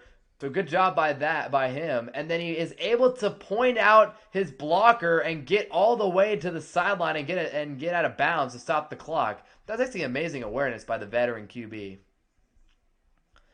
57 seconds left. 1st and 10 for Allen and the Bills. They're already at the 25. It's kind of as good of a drive as they could ask for in this situation, pretty much.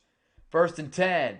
Allen. Pressure. Has to get rid of it. And oh my goodness. He just flailed that one out to the far sideline. And Shavers came down with it. Josh Allen just kind of flipped that one out there, as Washington has just scored a touchdown, by the way. Not sure who, but they scored. Luke McCaffrey. And Shavers does a really nice job dragging the toes. Be sure to click that subscribe button if y'all are listening. 51 seconds left. 2nd down and 1 from just about the 15. And Allen dropping back. Scrambling around. Allen to make the throw. It's batted and intercepted. It's intercepted. And that is the ball game. Zach Harrison got in his face and deflected it. And the Bills have officially fallen on Monday Night Football. Josh Allen turned it over in a critical moment. I mean, I think they were going to lose anyway. But at the end of the day, wow. What a win for Atlanta.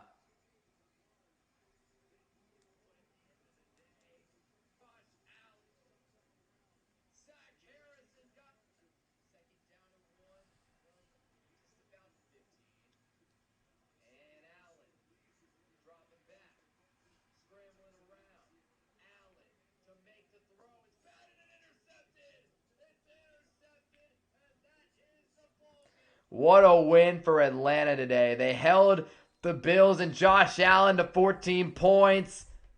And they are going to secure a massive win on Monday Night Football. I got to hand it to Atlanta today. What a performance. Bijan Robinson obviously is going to be the guy who gets a ton of credit for this game. Because he was, incredible. Right? Like, the guy was unstoppable tonight. However, I think a lot of credit really does go to that defense. They got kind of destroyed on their opening drive. Buffalo looked dominant, but they made adjustments. They sent a ton of pressure. They had Josh Allen in hell for a lot of this game. And that deserves a ton. That's the most OTs I can go to on here. That's endless. Okay. And I just have to give credit where credit is due for that. They really did an amazing job defensively. I think Raheem Morris deserves a ton of credit for getting them this win. Man, what a performance from Bijan. What a performance from Drake London. What a job by that defense. I really thought that Drake London play before half was going to cost them big, and it ended up not costing them at all. And for Josh Allen and the Bills, back-to-back losses after a 4-0 start, not exactly what you want to see. First, you get handed a loss at home by Drake May and the Patriots, and then you come out to Atlanta thinking, hey, let's bounce back and get a big win against the Falcons team that's pretty inconsistent. And boy, tonight, did they get a ton of Bijan Robinson. 238 scrimmage yards.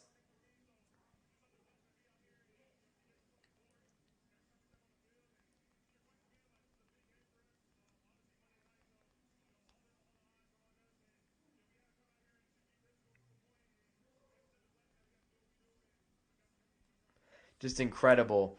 Just an incredible performance from Bijan.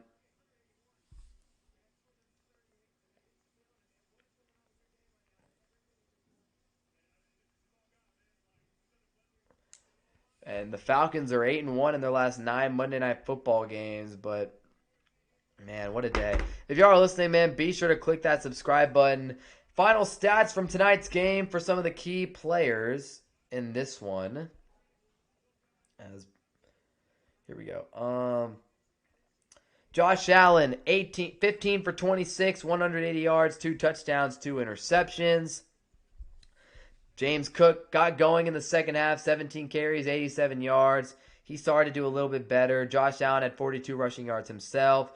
Joshua Palmer, 60 yards receiving. No one on the Bills really did a nice job receiving today. Again, Dalton Kincaid was sorely missed, even though Dawson Knox had a touchdown. Khalil Shakir with 30 yards. Keon Coleman only 11. AJ Terrell had him in a box. And then on the Falcons side, oh man, Michael Penix 250 yards on 20 for 32 passing and a touchdown. Bijan with 170 yards rushing and a touchdown. 32 rushing from Algier and a touchdown. In the receiving game, Drake London, amazing game. 10 catches, 158 yards, a touchdown. And Bijan with 6 receptions, 68 yards. Um, it's really all Bijan and London in the receiving game. Only Kyle Pitts had only Kyle Pitts had multiple receptions tonight, other than Bijan and London. And on the defensive side of the ball, D. Alford had a sack. David Onyemata was really disrupted tonight. I think Zach Harrison was really disrupted tonight. He made some big plays alongside the game-winning tip on that interception. Game sealing, not game-winning, game sealing. Um, and then on the Buffalo side, I mean, I think Ed Oliver had a solid game. Deion Walker made some big plays. Greg Rousseau had the big tip. Yeah, I mean, Atlanta just established the run game early, was able to hit some big plays, get ahead, and then that's all they needed. If y'all are listening, by the way, just again, be sure to click the subscribe button to help your boy out and keep this channel growing. Great stream tonight. A lot of fun with y'all, as always.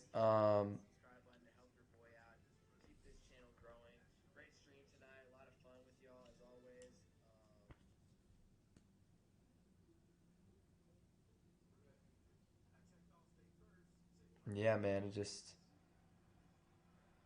just kind of crazy. It is kind of crazy. I did not expect this type of result from Josh Allen and the Bills offense, but I was not aware that the Falcons had such an elite pass defense, and now I see why. I mean, them boys, they send the heat. They send the heat consistently.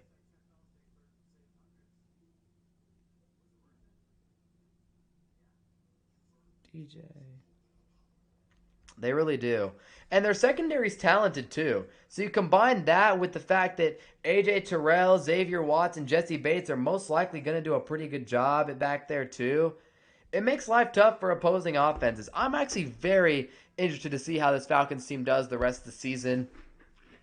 Gonna be honest here. I don't know what the ceiling is for that team. I mean, you got obviously the best running back, or the very minimum top two back in the league in Bijan. So we'll rely on. Penix is still inconsistent. I kind of see the off-target percentage. He does miss a lot of throws. But I like the way that they're incorporating motion into their offense with Zach Robinson. With Zach Robinson incorporating motion, moving Bijan around, putting him at receiver, getting him in outside zone carries, just making the defense have to shift their eyes, because at the end of the day, you have to focus on him every single play. You got to know where he's at. So offensively, they got to make Penix's life as easy as possible, because yeah, he had some great throws and some really nice intermediate throws, but he also missed some. He was off target on a few. And again, the lack of weapons outside of Bijan and London is not exactly the best. I mean, obviously Bijan is a superstar. London's a true wide receiver one type of guy as well.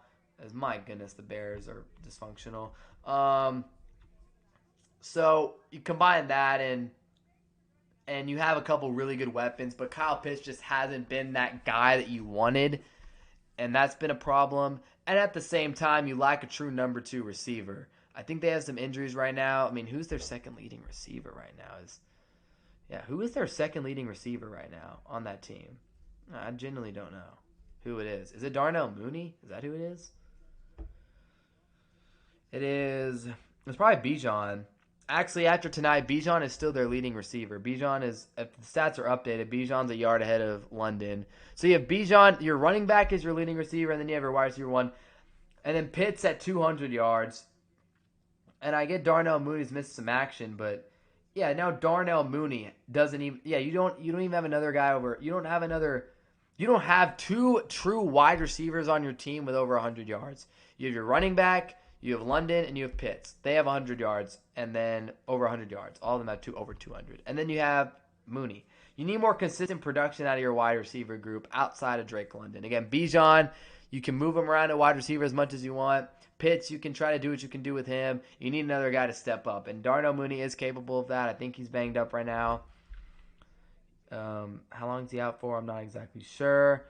He's got a foot injury apparently, but I don't know. We'll see. We'll see. But yeah, if you guys are listening to the stream again, I thank you guys for listening tonight. Be sure to click the sub button. Again, always appreciated. Always helps out the YouTube channel. So thank y'all for that.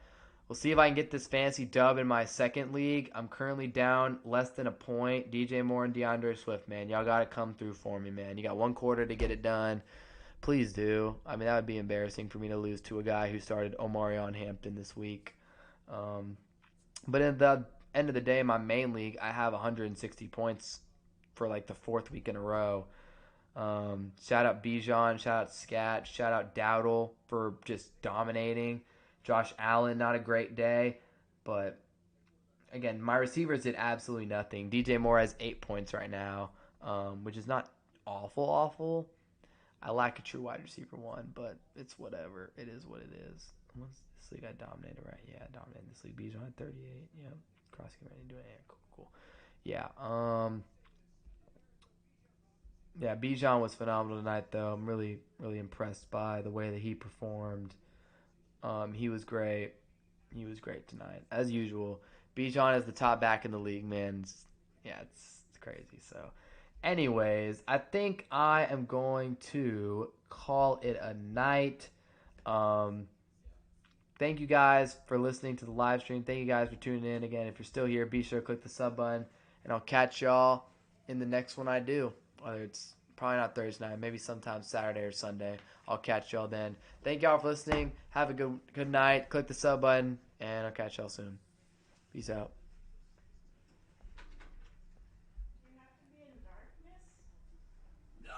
Holy